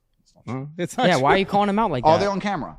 No, you're right. You're right. They're not on camera. What are you talking about, bro? That's fair. But no, but it's just America's just not a place I feel an affinity to. I'm not really interested in, and it's the seat of most of this garbage. It's the seat of the satanic garbage which is being inflicted on the world. We're in a war of good versus evil. And if you look at some of the most degenerate things on the internet or on TV or things that are happening in the world today, they are coming from the United States. So I just don't really want to go there. I just don't feel an affinity to the place. Like, if you were to look up the most crazy shit, it's some American every single time. Some 6-year-old decides he wants to do something. He decides he's this. Shootings, murders. It's just like, why do I want to go? What's there? Like, there's Lambo garages and nightclubs here. Like, what is there in America? Nobody can tell me. Because there's nothing there. I don't want to go. Do you think you would have had the same success if you only came at content like from the positive male like enforcement aspect? That's a good question as well. And Joe Rogan said this, and he was quite right. He said, like, if I would have stuck to the male positivity and avoided anything that could be deemed misogynistic, I could have done better on the longer term. I agree with that. But I also think that relationships between men and women are such a large part of being a man and the male experience. And I also think that nearly every man, no matter who you are, whether all of us sitting here or everyone watching at home, has had a fairly similar life path. We've all grown up, fell in love with that bitch in school. She wouldn't fuck. She fucked someone else. Fell in love with her first girlfriend. She cheated, heartbroken, whatever. We've all had a similar story, right? So we all have an affinity to it. And I think that your relationship with women as a man is one of the most important things you're going to go through in your life. If you look at a man who's truly content and truly happy, he has a good relationship with women. And if you ever look at a man who's miserable, he might have all the money in the world. But his wife doesn't like him, and he's miserable anyway. Women in general or one woman? No, but I'm saying it's such an important part of the masculine experience. It's hard to talk about positivity and masculine values and how to approach life and never mention relationships with women ever. So have you been through something like that with a woman? No, everyone's had like girlfriends they broke up with and missed. And I'm do saying you have any specific stories of yours in your love life that kind of like showed you that? No, I don't have anything that's I don't think is outstanding or any different than anyone else has. Yeah, I understand. Do you know what I mean? So you think talking about that stuff, that type of content, which is so important because everyone has dealt with that kind of stuff? I think it is. I mean, like another thing I do is I react to a lot of the questions I'm asked, and I can say that 80 to 90% of the questions people ask me, whether it's a super chat or it's a Q&A or if it's live, it's related to in some way a chick. Yeah. Like 80% of the questions are, my bitch doesn't like me anymore. Why? And I'm like, because you're a fucking loser. And I have to give them the answer. But do you give them advice on how to change it? Yeah, yes, I do. I tell them the How do you truth. define a loser though? Just like a bum? My basic message, which has been largely misunderstood, is people always sit and say, Tate says all these crazy things about girls and da-da-da. And I say that I can only speak from my experience, and I am not naive. I understand that I'm living a very unique masculine experience, and it's a top tier one. And I can't imagine living life as a man any other way. And as a man, you need to get up and work hard and become a top tier male, or your life's going to suck. That's basically what my message is. When Joe Schmo comes and says, I'm Joe Schmo, I'm not you, what do I do? And I say, I don't know, because if your bitch will fuck Joe Schmo, then that means Joe Schmo's your competition. Now you got to worry about the guy in KFC, bruv. Like, she'll fuck anybody because she's fucking you and you're a loser. So you got to stop being a loser and get a bitch who doesn't fuck losers. So what do you want me to do? And that's my basic message. But you can't avoid that whole topic, right? Yeah, for sure. And then you know, even just what I said there, they're going to take it, chop it up, say he said this about women, fuck losers, and they're going to come at me with it. Yeah. I think Have you backed off talking about like the woman type of shit now? A bit. I mean, it's a bit boring anyway. What's there to say? You said whatever you want said to say, everything. right? I think women stay with men they respect. You have to be a man worth respecting. And I say this all the time. So are we rocking with female pilots now, or are we? I still don't want chicks flying my What do plane. you think about it? What do you? But wait, Your I'm jokes for just that. asking. Your What do you jokes- think? I still don't. But that's not an insult on women. I'm not attacking women. I think that women are amazing, beautiful creatures, which are better at a lot of things than men are. However, in certain scenarios where there's high pressure in the result of an unfortunate circumstance, I think that men are calmer under pressure. So I would prefer to have a male pilot. I'm not You're just saying gonna clip that first part though, to be honest. exactly. So So I that's how can't it win. goes. So I can't win. What do you think about a stay-at-home dad and the wife works? I think if that makes him happy and they're a happy couple, then that's what they should do. I can also sit here and say that I don't think that would be a happy couple dynamic for very long. I don't think it will last long. That's my personal view. I think Sonny's that, thinking about The doing mom's that. getting slammed in the office. I don't think I and can shit? marry. Well, I no think- chick that rich is gonna marry me, bro. What the fuck? I don't know. I thought that was your plan. No, I can't get that. I think once the chick like Sonny's trying to be a stay-home dad, or what? Exactly. Nah, He's been talking about it a lot. I have never said that once. Oh, okay. Just making that very clear for the audience. By the way, I'm gonna get the bag. Nobody has to worry out there. Well, the audience is here, dude. What are you talking about? That's Okay, right. sorry, my He's fault. looking at the Jesus. chicks on the couch. when no chicks here. I comment on that, I'm not saying that people shouldn't do that if that makes them happy, whether it's the man or the woman. Everyone should live and do whatever makes them happy. I'm saying that I don't think that relationship will last long because I don't think a woman would be happy providing for a man on the long term. That's my personal view. I'll say that some people will sit there and go, that's misogynist. Some women work hard. I'm not saying some women don't work hard. I'm not saying that some couples won't work. I'm talking about as a generalization. In general, I think that couple dynamic, I don't see that working in the long term. That's my personal view. Sorry, world. Attack me. Wait to cancel me again. What Go really? ahead, Brad. Yeah. What really makes you happy now? Right now. Hanging with your boys is the funnest thing to do, though. Huh? Hanging with your boys is the funnest thing to do. Yeah. Hell No matter yeah. how much money you have, it's still always going to be the funnest Always thing. the best. There's nothing else to do. I Like, agree. hanging with your boys and talking shit and laughing is always going to be the peak human experience. Yeah. Well, once you have it all, like, where do you go from that? Like, you get more. You just shit, need- more I shit, think- more How many shit. close boys do you have? Yeah. Like you, Tristan. Who else? 2, 3. Tristan, you want to come in here? You don't want to come on here? No, he's good. Hanging with your boys is always going to be the peak thing. It doesn't matter if I have $100 million or I have $10. I'll be still sitting with Tristan laughing. That's Have you- always going to be the funnest Have thing you guys to do. been like that since you were born? Yeah. Yeah. Was that taught to you, or it's just like a bond? It was semi-taught to us. We tried to fight when we were a kid, and our dad wouldn't have it. Fuck yeah. He was like, "No, the world's out to get I you think boys. You're on people. the same I think team." there's a lot of people that don't understand the importance of like getting along with your relatives, and that's something that you guys show. I think people envy. Well, yeah. I mean, if you have a brother, the idea is that you make your best friend possible out of him, right? Why else would you have a brother? No, but I think there's a lot of like families that lack that. And But this is the thing, and this is where I'm about to get. I need to shut up, man. I'm about to say some shit. you're already canceled. Yeah, What whatever. they want to get rid of the family? No, I can go down a whole bunch of Oh, tangents. that's That's true though. Yeah. But I can go down a whole bunch of tangents. But in my experience, these shorts are so small. 1 second. Oh, you're good. Yeah. Where's the sheesh guy? Are Does you he have going a for pair like of pants? Are you going for like the Dan Bilzerian type of vibe with the I short was swimming, and then we went to the desert, and then you guys are here. Okay. So it's just one of them things. In my experience, I have a lot of guys who come and say, "I'm not as close with my brother as you and Tristan. I want to be as close. Why are we not as close as you and your brother are?" And and 95% of the time, the answer is because of chicks. Because you have two brothers growing up. They hit puberty, whatever. They both get different girlfriends. They move in with their girl, or their girl doesn't like them rolling with their brother because they're always out doing man shit, and their girl slightly isolates them to a degree, or their chick doesn't like his chick, or whatever. There's some chick involvement. So if you want to truly have a close relationship with your brother or your friends, you need to have a relationship with them where you sit and say, "All right, cool." Me and Tristan have done this multiple times. We've had girls sit there and go, "I don't like your brother." That's a problem because She gone. if it gets anywhere near a decision, you're going to lose. So you either like him right away or just fuck off. But most people won't do that. Most people will be like, well, why? Well, yeah, he was a bit rude to you, I guess. Okay, we won't go over there tonight. Please suck me off. And then it just all falls apart. You have to make a choice. That is very true. It's true, bro. You have to make a choice. You have to make a decision. And we always made the decision to put our brotherhood above everything else. I never thought about that. And it ties into lots of things. It also ties into economics. I've said this story before, but I'll say it again. When I was growing up in Luton in England, which is a highly Islamic town, there's lots of Muslims who live there. I was friends with some Muslim guys in college, and they used to laugh at me all the time. One of them was like 19, worked in Tesco and had a Ferrari. I was like, bro, how do you have a Ferrari when you work in I think he worked in a chicken and chip shop. He worked in like a fast food restaurant and had a Ferrari. I was like, how do you have a Ferrari when you work in a fast food restaurant? He said, because I got 9 brothers. And we all work together and we share the car. I was like, okay, but why do you share the car? He said, no, you don't understand.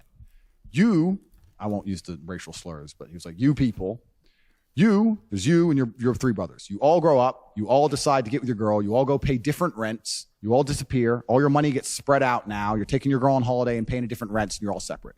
Me and my 9 brothers live in one big house. If we meet a woman, she moves into the house. The men are all focused on making money. The women are all looking after us, cooking, cleaning. You got 9 men in the same house trying to pool their incomes. That's why we own the houses you rent from us. It's different. Brotherhood first. It's different. You people don't think that way. You fall in love. You fall in love with some bitch and you run off. You go pay her rent. Sure. It's like a different mentality, and that's why they win. I think it's funny because a lot of people that have talked about you say, I agree with a lot of things that he says, but there's those 2 things that I just can't agree with. Boo-hoo. But how it sucks. It doesn't suck because that's life. I don't expect people to agree with everything I say. But a lot of things that you do say are very important. So those messages for the younger audience, it sucks that that's not getting taken in, but the bullshit's what they look at. Well, yeah, they find the little bits that they can use to purport and try and pretend I'm a bad guy, and they amplify them. That's true. But I can't think of anyone else on the internet who I agree with 100% of what they say. There's people I really like. And yeah, we're living in a world now where people are asinine. They have the slave mind. What's interesting is there's a guy who's built a TikTok account, and I think he has like 1 million followers. And what he does is he walks around college campuses asking people if they've heard of me, and then if they like me or not. It's brilliant. So he goes and goes, have you heard of Andrew Tate? And they're like, yeah. Do you like him? No. Why? He's a misogynist. Define misogynist. And they go, yeah. Whatever, bro. And just what? They don't even know why they dislike me. Yeah. And it's the slave mind. Taught to dislike. Yeah, they can't even tell you a quote I've said. What's he said bad about women? He's a piece of shit. They can't answer the questions. They don't know. So a lot of these people are just slave mind programmed, right? No girls ever pressed you in public? 0. Absolutely not a single female in public has ever once said anything negative to me, ever. In fact, quite the opposite. Oh, yeah, I wish there was more men like you, protect, provide, etc. Yeah, people take everything out of context. I've never had a single chick ever mad about anything I've ever said, ever. Not one. Now, maybe if I was in godless America, I might get some girl doing some dumb shit. I live in countries of civilization. I live in a civilized society, but I've never had it. I want to switch gears a little bit. So earlier I was talking about self-love. And you said earlier about like your brother and you have all the money, you have all the stuff. What's really important is like the time you spend with basically your loved ones, right? So my thought in life is that the most important thing in life is love, being able to love yourself and love those around you. Yep. I wanted to get your opinion on that because I think more kids, because obviously a lot of kids are going to listen to this and watch this, but I think more people should talk about that idea and how do you find that? I wanted your experience of finding that as a whole. Yeah, and that's a really good question. And we live in a hateful world, and it's kind of scary because whether it's the sensationalism that the media outlets are getting from the clips by purporting hateful ideas, like you just said, whether it's the weaponized virtue, which is basically pure hate against people like me or the people they don't like. Cancellation as a whole is hateful. It's a hateful act. They'll sit and say, he's so bad. They don't, let's use my example, misogyny. Do you think the people who are attacking me give a single fuck about, do you think any of them donate to women's charities? No, do you think any of them protect women or care about women? No, they just hate me. It's hateful, right? Yeah. So we live in a very, very hateful world. And I think love comes from a position of strength. I think you always have to be a strong person to love. I think you have to be an intelligent person to love, which is why stupid people are so hateful. And you have to work on yourself. And I think you have to become strong in your body and mind to love things. It's not easy to love things and people when they do you wrong. It's not easy to love a woman again after your last one did whatever. Yeah. It's not easy to do it. You have to be a strong individual. And that's why I think love comes from strength, which is why I always say strength is so important mentally and physically. I say that all the time. It's all I talk about. I say that if you're a man, the easiest way to improve your life in every single possible way is to just work on your physical strength, and your mental strength will follow, and you become a better person and you can love. You know this yourself. Look at the size of you, right? You go in the gym, it's the biggest guys that are the nicest guys. True or false? True. Because they don't have this ego. It's the same. If you walk in a fighter gym, the most deadly dude in there is going to be a nice guy. And it's interesting how the perception is that you're going to be a bad guy because of the way you look. Completely. A lot of things, like the things that you say or the things that you're doing, or like the masculine stance that you take, you're a bad guy. Yep. And it's just, the whole thing is just crazy to me how it happens. But I really want to emphasize that for the people listening, is like self-love is the most important thing, and being able to give love and share love. Like, what else are we doing all this shit for? Completely. And you can't pour from an empty cup. And before you give love to anybody else, you have to truly love yourself. And I think the easiest way to love yourself as a man is to be proud of yourself. And to be proud of yourself, you have to decide who you want to be inside of the metaverse, inside of the matrix. You have to decide the character you want to be and try your best to achieve it. Why do you think people struggle with being proud of themselves? I think because they know they're failing. I think that most people failing in life know very well they're failing. And it doesn't matter what avatar you decide to absorb or who you decide to be. You can decide to be it, and you know true in your heart if you're giving 100% of your energy towards becoming it or not. It doesn't matter if you want to become a famous musician. It doesn't matter if you want to become a bodybuilder. It doesn't matter if you want to become a pro fighter. It doesn't matter what you want to be. You know in your heart if you're actually trying or not. You have to decide what you want to be and try and become it. And a lot of the people who are genuinely unhappy or miserable in their hearts know they're not trying that hard. Well, and I think they also focus on what everyone else is doing, right or wrong, and then judging outward. And everyone's like focused on this outward reflection of like what that person has and versus what they don't have. And it's all just like this just cycle of negativity. Completely. And it's just, we found ourselves, especially with social media nowadays, we found ourselves like most people, because maybe they're not mentally strong enough to understand like, oh, wait, I need to create my own value instead of looking outwards and saying, well, fuck what that guy has, or fuck that guy because I don't have it. But like, how do you think we fix it? Or can we fix it? And there's another question I want you to try to answer too, is like, can everyone be successful? Do you believe that? Good question. So firstly, I'll answer, can everyone be successful? Okay. I think the world would be a terrible place if everyone had a free mind. You do need the slave minds. I've heard you say that. As annoying as they are, yeah, you do need the slave minds. You do need the guy who believes that, you know, working the gas station is important and he's good at it. You need him. It's good. You need these people. Yeah, but what if that guy just doesn't know any better, though? Good. Or his This is what we're limitations. talking about, Good, though. fine. The world can't all be, you know, mansions on the Palm in Dubai. They can't all be that. So successful is all about self-definition, which is what I was saying at the beginning. You have to decide who you want to be. And if you wanted to be Joe Schmo and you pull it off, then you'll be a pretty happy, content person. Decide who you want to be. I think the people who are miserable, it's the gap between their expectations and their reality. That's where the misery lies. Yeah. My expectations were always enormously high. Even when I was a nobody, I knew I had to be filthy rich and a kickboxer, and I knew I had to be the kind of guy that people gave a shit. Were you happy at that point? I know, but I knew I'm basic things. At the age of 15, I knew that if I'm the kind of guy that if I raise my voice, people are going to care. I'm not going to be the guy who starts shouting and everyone thinks it's funny. I know I'm going to be the kind of guy who is genuinely a formidable opponent in all realms of human endeavor. I know I'm going to have money. I know I'm not going to take shit. Where did from that come nobody. from, though? But You can't just. Yeah, I know. I understand what you're saying, because my whole life you I had the felt same like thing, there's bro. always more. I know that there's more. Like, But I it's think just- a lot of people have that. Of course. But the people who are miserable are the people who don't try hard enough to obtain it, because I actually believe, and this is another thing I'll say, I believe the universe is very giving. I think the universe and God himself is very giving. I've yet to meet somebody in all my years who is genuinely giving 100% of themselves day after day, doesn't snake anyone, firm handshake, look you in the eye, doesn't lie to nobody, and tries 100% who doesn't get what they want. I've never seen it. Every single person who doesn't have what they want, there's something in their story that doesn't quite add up. I've yet to see some guy who, have you ever seen a guy who eats right and trains his ass off and never misses a gym session, ever not grow? No, ever. no, never. Not Ever. what? Not what? Grow. Not grow. Not make ever. gains. It's just, that's the way the universe works, right? So if you're truly about it and you're truly trying your absolute best, you're going to do it. And that's what I believe. I believe the universe is extremely giving. So when I meet somebody and they go, I really wanted this and I don't have it, I say, you didn't really want it. You're a liar. Out of all like the successful people, most successful people in the world, would you say that all of them have like something in common in the sense of like some sort of hardship in their life? It's not. Well, yeah. I mean, trauma is extremely important. And this actually goes back into answering the first part of your question, which is interesting. There's a study I read about stress. And it was saying that stress has a placebo effect attached to it, because the placebo effect is extremely powerful. So they found some of the most stressed people in the world, and they split them into two groups. And they're all equally stressed. They all have a bunch of cortisol in their blood. Yeah. The people who believed that stress was bad for you and that stress can hurt you, and they believed those media articles, were dying earlier. They were having heart attacks and they were having stress-related illnesses. The people who believe the opposite, who just said stress is part of being successful. I like stress. When I feel stressed, I do my best. It makes me anxious. It turns my brain on. I like being stressed. Lived longer than average. Yeah. The point is, the same drug, how you look at it and how your body anticipates it, how you feel about it, affects the real world results, which goes back into what you were saying earlier about the jealousy. You're saying people look on social media and they get jealous and it demotivates them. That's because they decide to be demotivated by it. Do you know what happens when I get jealous of somebody? I fucking beat them. Yeah. If I look at somebody who has something I ain't got, I will take it from them by hook or by crook. Well, when I watch other people on social media and I see someone killing it, like whoever it is, someone that fires me the fuck up. I love it. I wish someone could make me jealous. It's hard now. I got everything. I wish I could look at somebody and go, fucker, I'm going to beat you. Would you say jealousy is the number one? Like, because a lot of people reach out to you, right? Would you say that's the number one spark for motivation? Well, I don't think motivation is a real thing. I don't believe in motivation as a concept. I think discipline is real, and I also think discontentment is real. And I don't think it's possible for anybody to stay in a scenario where they're truly uncomfortable. If you fall asleep on your arm and your arm really starts to hurt, even in the deepest sleep, you're going to wake up and move your arm. If you sit there and your life has been in a rut for 7 years,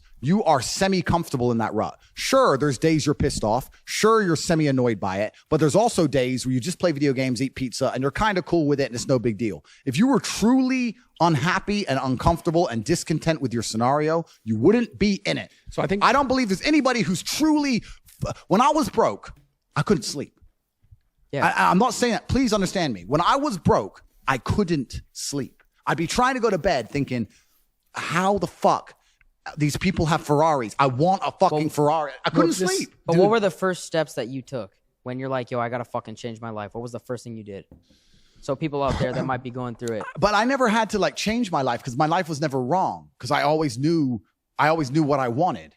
And I was always doing my best to get it. I think that's like built within people. Hold on. This comes down to self-awareness. Everyone is, like I said earlier about the outward reflection about what's happening. People aren't taught to be self-aware anymore. People are taught to just like I said, look at that guy, what he has, and be mad that you don't have it. Or like, if something's going on with me, I don't want to look inside and say, what's actually happening with me? Why am I this way? Why am I the person that I am today? Everyone goes, it's an outward. Like if I have a problem with a girl, oh, it's her fucking fault. Oh yeah, She pass the fucked blame. up. Pass the blame. Everything has been that way. And I just want to talk more about this kind of stuff because like we're asking these questions like about like what this, but I want to figure out deeply how do you think a man specifically in this case is able to look at themselves more comfortably without holding the judgment, the fact that they don't have the stuff over themselves, because we need to talk more about this kind of shit and critical thinking as well. We'll get into that next. Completely. You're totally right. I think there's two answers to the question. One, I think a lot of it came from chess because chess is the most ruthless game on the planet. And what chess will teach you, people think chess guys are nerds. Chess guys are psychopaths, man. They're ruthless. No, they're smart. They're smart. Are you nasty at chess? I'm all right. I'm not. What's your best like game, like strategy? My elo for anyone who knows chess ratings is like 1800, which is it's all right. It's a pretty average considering my father was a grandmaster. It's not even that good. But I was 1800 when I was 8. I got no better, right? Okay. So because I stopped playing, but chess teaches you that no matter how. Chess teaches you that if you lose, at some point you made a mistake. It doesn't matter if it's the smallest mistake. It doesn't matter if you just took too long to think to make the right move and you ran out of time on the clock. At some point you fucked up for you to lose that game. It's 100% accountability with no luck. That's what's so important about learning chess. That's the first thing. And the second thing is you need to, as a man, adopt the mindset that absolutely everything that happens to you is completely and utterly your fault, whether it's good or bad. And most men don't have that. Most men don't have that. When the Matrix was attacking me and they were destroying me, when they're calling up my exes trying to get fake fucking charges on me and put me in jail, when they closed my bank accounts and I used $10, $11 million, when they banned me across all social medias and lie about me, when they harassed my family, I'm sitting there going, this is my fault. All of this is me. I got here. It's my fault. I'm not going, that was unfair. It was orchestrated. The NGOs worked against me. Because that is not helpful. So it's accountability. It's 100% accountability in all things. But also when I go out there and I start to Bugatti, it's like, that's me. This is my fault. The car is my fault and the big house is my fault and everything that ever goes wrong is my fault. And the failures. Yeah, absolutely. You have to take complete and utter accountability for everything. You can't make excuses ever. Yeah. There's never an excuse. And you're right. People try and put things on the outwards on the outside.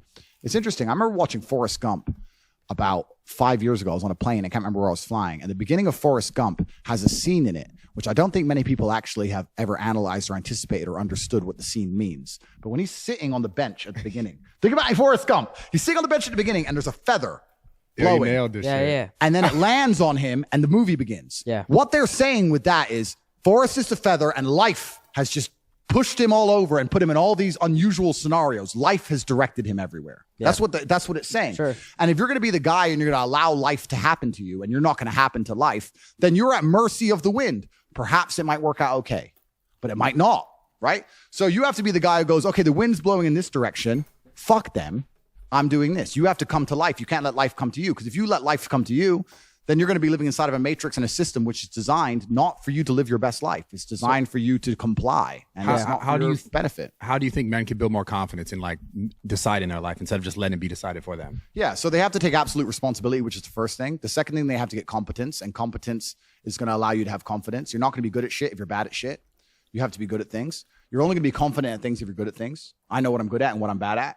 So you have to go out there and take risks, and you have to make mistakes, and you have to risk it all. And once again, this comes down to competition. I think competition is such an important thing in the masculine world. Yeah. I grew up in the chess world, and I went into the fighting world. It was all extremely competitive. It's competition driven. You can't make excuses. If I sit here and say I lost a fight, cool, you lost a fight. But I lost a fight, but my gloves, when they were wrapped up, my hand was hurting, and then they excuses. Bro, you lost, G. Yeah. Like, no one gives a fuck. Yeah. Like, you have to understand that excuses don't matter. Nobody cares. Life's binary. Winners or losers. And you just have to take absolute responsibility for all of this. This is crazy. The same thing Volkanovski was talking about when he was we did a pod with him before the UFC thing. I think it was aired last week, but he was talking the same thing. How he was in a fight, UFC fight, big fight, and he's fighting this guy, and he broke his hand, I think, in the early rounds. And then he talks about coming back to his corner and saying, I broke my hand. And they're like, they didn't respond to him. And then he comes back again after that round that he did well in, and he won the round. He comes back, he says it again. And the guys are like, why do you think we didn't say anything the first time? Like, shut the fuck up, and you have to do this, because this isn't going to change. Yep. And people are so caught up when things happen. They're just like, make excuses. They go in circles, and they go in circles. They make excuses and they play victim. Yes, that's what I find a lot. And they go, this is why, this happened to me because of this, because of my childhood, because of my past trauma, because of my life, whatever. Yep. But people are so not taught to like look inwards and go towards those things. Well, I think playing victim is it's an easy way out. Yeah, it's a laziness. It's a laziness. It's an easy way out. It's a good excuse, and it also makes you feel better about yourself. Me and my brother have another thing we do. We do this all the time.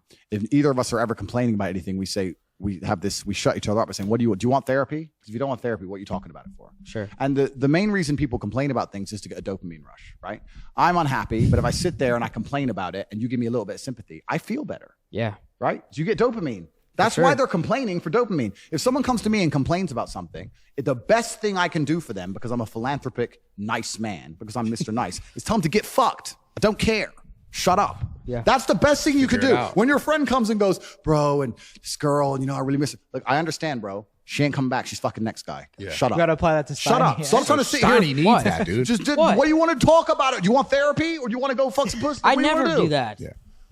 Bro, you feel bad for yourself all the time. I turn that into motivation, bro. What the fuck? Next time Steiny complains, now I know what I'm saying. Straight up. But this is why people complain. They complain to feel better, and then this ties into who your social circle is. Does your Bro, this is going. He needs fucking it. insane. Yo, Why are you trying to turn this on me? What? This is how he gets all buddy. Go like this. Hey, we got you, dude. And then keep going.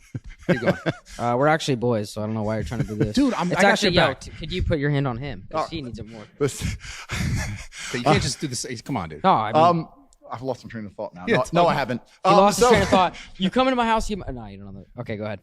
But a lot of this comes down to your social circle, because there's a whole bunch of guys out there whose friends accept excuses. Hell yeah. If your friends will allow you to make excuses, you're going to make excuses. If your family let you make excuses, you're going to make excuses. You're going to complain and feel better. You got to be around killers who don't accept that shit. If me and let's say me and 3 friends, there's 4 of us, and we all decide to do 10,000 push-ups a day, and all of us do them except one, there's no words inside the human language, there's no sentence you could possibly construct, no matter how compendious or concise or how intelligent the man is, that will allow us to forgive him for failing. You failed.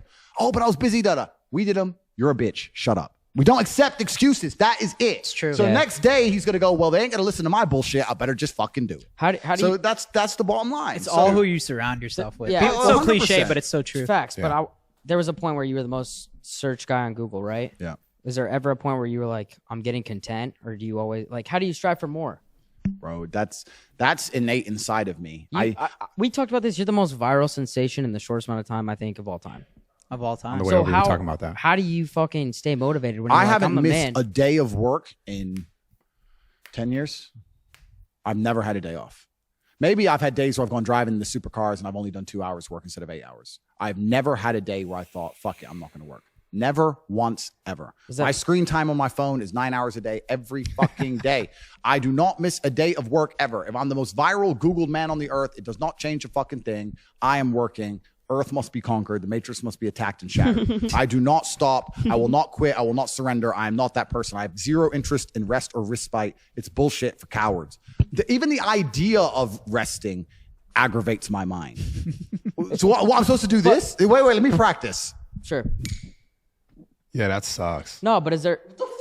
That sucks. Bro, I got shit to do. Like, Yeah. I can't even contemplate the idea. People say to me, if I had your money, Tate, I'd just go chill. That's why you'll never have my money, dummy. Well, Because here's you my just want to go question do for that, nothing. though. I don't want to do nothing. I want to do shit. Do you have goals that you like want to accomplish that you haven't yet accomplished? I don't even have goals. I don't even write down goals as such. I just do the right thing every single day, and it compounds and it's momentum.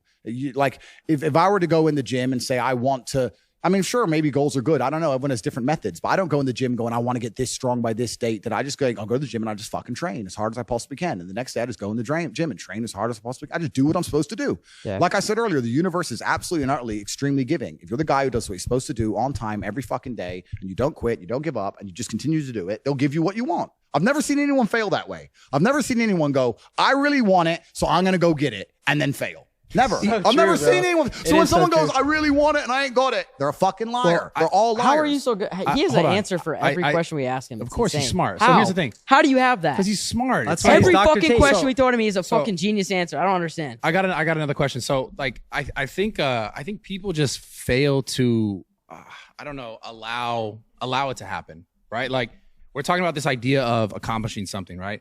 I think what happens is people quit before they get there, right? So you obviously you were always Andrew Tate, but you weren't Andrew Tate as we know him today, right? And so people see someone's success and they go, oh man, why do you think people quit before? Because look at what you just said about being able to succeed when you do everything right. I know I felt ways in my life when I did everything right. I did everything right. And I still got shit on and I still had setbacks, but I just kept going. Right. Have you ever in your life felt at a point where you felt like, damn, I'm getting shit on, even though I know that in my heart, I'm doing the right things. Yeah. Oh yeah. What were those like? Yeah, completely. And I mean, like I've lost fights or something and you're like, I fucking trained so fucking hard and I was winning every round and I just got caught.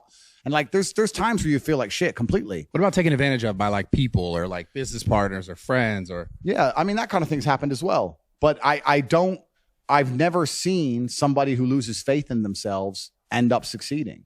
You have to keep the faith in yourself. If you see somebody who is sorry, 1 second. Is Georgiana here? Yeah, to get some water. Sparkling water. Gabe. Oh, this is great. You know what? Yeah. You know what? This is sparkling water. That's for rich Yo, people, right? Yeah, for That's rich funny. people. Yeah, I I see love what you're that. doing there, Gabe. You got- Sparkling water is for our team as You well. got, hold on. You No, got my boy sparkling water's Steve. for us, too. Fuck with sparkling water. Straight Yeah, up. sparkling You water. like sparkling water? Yeah, for sure. Gabe, You don't? I don't like sparkling I water. We're love gonna it, fix that bro. right now. Why? I though? love it. Can we have, Gabe, I don't can we like have it. 4 sparkling waters? No, wait, Andrew. We have Fiji's for us, our team. No, we're getting sparkling, dude. We have our guy too. Just so you know, I know you're trying to flex. You got Gabe, Fiji's.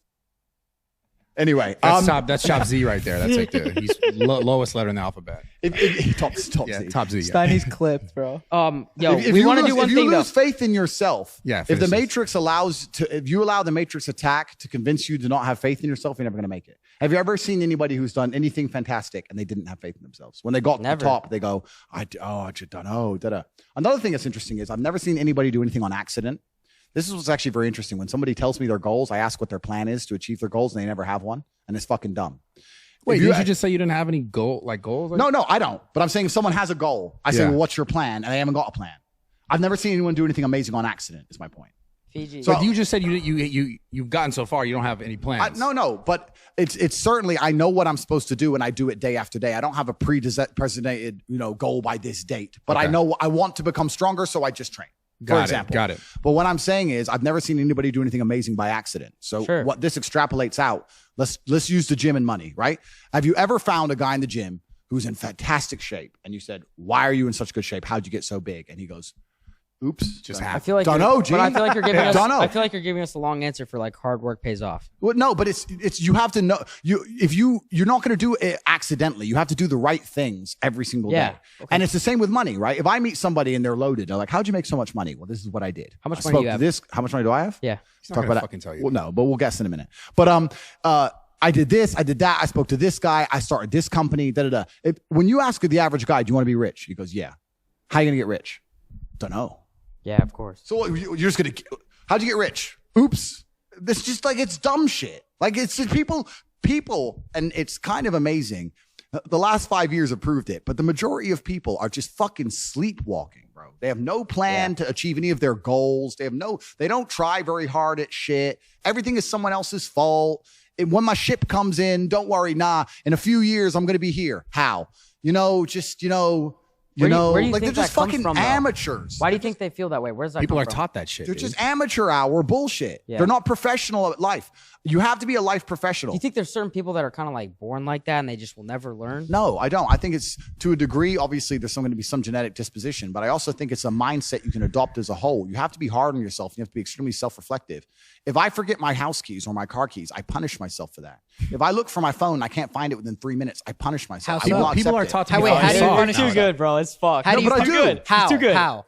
Because I do that all the time. How do you come up with that answer? I'm That's bad what I with want to my know. wallet. Like Don't- I'll lose it a lot. If you lose your every time Misplaced, every not time This you, motherfucker's lost 5 wallets in a year. every Lie. time you 3, misplace 1 wallet. every time you misplace your wallet and you can't find it within a certain time frame, give him $100 and I guarantee you'll stop. Give yourself a No, punishment. well, let's raise it. Gotta be a hard little on bit. yourself. Like, let me You get have to 1,000. punish I don't know how to yourself. punish myself. Let's do Okay, 1,000. Can we do 1,000? Cool, we can do 1,000. Okay. You're rich, bro. Yeah. Well, So you give- owe me money, no? Okay, Golf? whatever. Give him give 1,000 every time, and I guarantee you'll stop. You have to punish yourself. So my point is this. So the reason I'm making it is that I talk about professionalism. It's very easy to be a professional at the big things if you're a professional at all the small things. I'm never late. I'm always up at the time I've said I'm going to be up. I never miss that phone call I'm supposed to miss. I don't misplace my shit. I did dumb, normal stuff. And I hang around normal people, and they're like, oh, wait, where's my wallet? Wait. Well, oh, wait oh, one now sec. I'm 10 minutes late. Of course you don't achieve shit. You're Hold a fucking on. dummy. But that's a tactic that he does so his friends will pay for his meals and shit. What the fuck are you talking about? You're the Mr. I forgot my wallet guy. Don't you even I dare. use Apple Pay, you fuck. Okay, but places that don't What the take fuck Apple are you Pay. I'm talking telling you right about? now. You're the guy who takes fucking chains and jewelry from Steve and you pretend like it's yours. You hit on chicks. Why are you want getting me so triggered? You want me to go hard on you? No, but don't Is that get what you want triggered, right bro. now? We're having You fun. attack me, I'm gonna get you back, bitch. Can I borrow your card tomorrow? Which car? Which one? Which car? Which one do you think? Well, there's a Bugatti and a 765 outside. Let me want tell the you, motherfucking let me tell you brown Bugatti. Let me tell you the interesting story behind that 765 because I know you don't care, but I'm gonna tell it to you anyway. Oh, I do want to know. Is it really $5 million? The 765 or the Bugatti? Yeah. No, the $5 Bugatti, million yeah, Bugatti. the Bugatti was 5.2.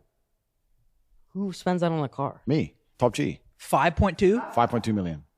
What is it? A one of one or what's the? No, this is one of 60 with every single fucking option. Now, I Are don't you want to friends with anybody else who owns one? No, I don't know anyone else with a Pure Sport. A couple others have Chirons, but that's a Chiron Pure Sport. And then the options are on top. I don't want to piss Bugatti off by saying how much the options cost, but if you say like, I want red calipers, they're like, yes, no problem, sir. Cha-ching. Everything costs money. But they've been amazing to me. I love Bugatti. They've been amazing. Here's the and I've first- been good for their brand. No, I'm not done talking about my cars. Listen, Please, go ahead I have with the 28 Bugattis. cars. 28? 28. 28 supercars. I flew the Bugatti here. All in Romania? Are they? They're How all- many are in Dubai? They're all around the world. So this is the story I'm trying to tell you. I need one tomorrow, but yes. Okay, so I flew the Bugatti here, and then I thought, that's only 2 seats. Me, my brother, and my cousin, we might want to go driving. What's the second fastest car? The 765 is the second quickest, no doubt about it. So I'll fly one of my 765s. I have 2. I have a coupe and a Spider. But the coupe is having PPF on the paint, so it was busy. And the Spider was in Germany, and I was trying to organize a flight. I was speaking to this German guy, my contact. He was being a dickhead, you know, Germans, whatever. So I was just like, all right, fuck you. So I already have 2 of the car. So then I got here and I had to buy another one. So I bought that yesterday because What'd you buy yesterday? the 765s, now I have 3 of them. Oh my god. I have 3 bro. 765s. So I can't wait to get them all home in Romania and put them on the driveway like bam, bam, bam, 3 different colors. What's your like primary source of income? I'm a I priest. will never reveal that. I'm a priest. I'm a priest. I'm fighting the forces of Satan. Wow. We know I'm that. sitting here attacking the Matrix, trying to save us all from ourselves. But you're I buying work for 28 God. supercars. Hold on, weren't you an atheist at once? I was at one point, yeah. Yeah. But now I'm absolutely and utterly, completely religious. Because you believe in evil, huh? You got Because I've 28 seen the evil. Yeah. I've 28 seen evil. What's your What's your religion? It's kind of like an interesting hybrid. When I'm in Dubai, I'm happy to be Muslim, and when I'm in Romania, I'm happy to be Christian. I just respect the idea of God. No, I Yeah, get that. I agree. Regardless of where I am, I respect the idea of God. And when you look at the most heinous crimes and the most heinous things that are happening on the planet, it's usually done by atheists in the name of atheism, and they have no morality, no baseline morality. Yeah. Everything's fine, nothing matters. We can do this dumb shit. Well, a And lot when of you shit's see- done in the name of religion too, though. No, of course, and it was in the olden days. But I also believe that humans need to believe in something, and if they don't believe in religion, they believe in wokeness. And I think that's far more destructive than any religion. What's the cash value of all your cars? 28.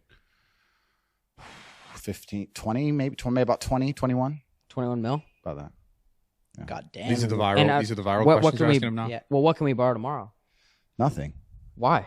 I just Isn't that the top G way? Take care of your boys. We're in a circle Yeah, right what here. the fuck? yeah. It you goes know, Tristan, You're not gonna let me drive the me, Bugatti? Kyle. Sorry, bro. Me? Sorry, G. I mean him? Like me? No. Yo, why Sorry, are you G. trying to throw shade? We The got only some. person who's ever driven it is actually, besides me and Tristan, is actually a girl.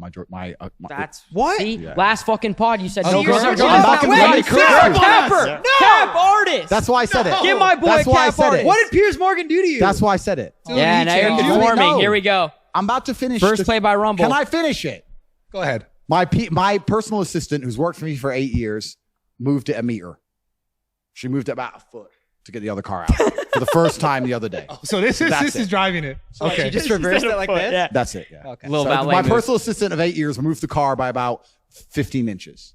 Besides that, it's me and Tristan. It's a start. All right. I mean, I don't even No, want to that- ask. at I the feel start and embarrassed the end. asking these Let's ask. Go. What are you embarrassed to ask, dude? because they didn't come from me. It's okay. It's You just gotta tell. read it. Go You gotta read read it, it. bro. Okay. You're It's fine, the you're read good. guy. Okay. First one. Would you ever, or if she lets you smash on the first night, is she wifey material or no? You know what? I've actually had girls I slept with on the first night who turned out to be very nice women, and they stayed and they were loyal and everything. I don't think that's a complete indicator. I don't Okay. know. I will tell the world a little bit free game. My view of an indicator of whether a girl's good or not. Oh yeah, go for it. This is some free game. Yeah.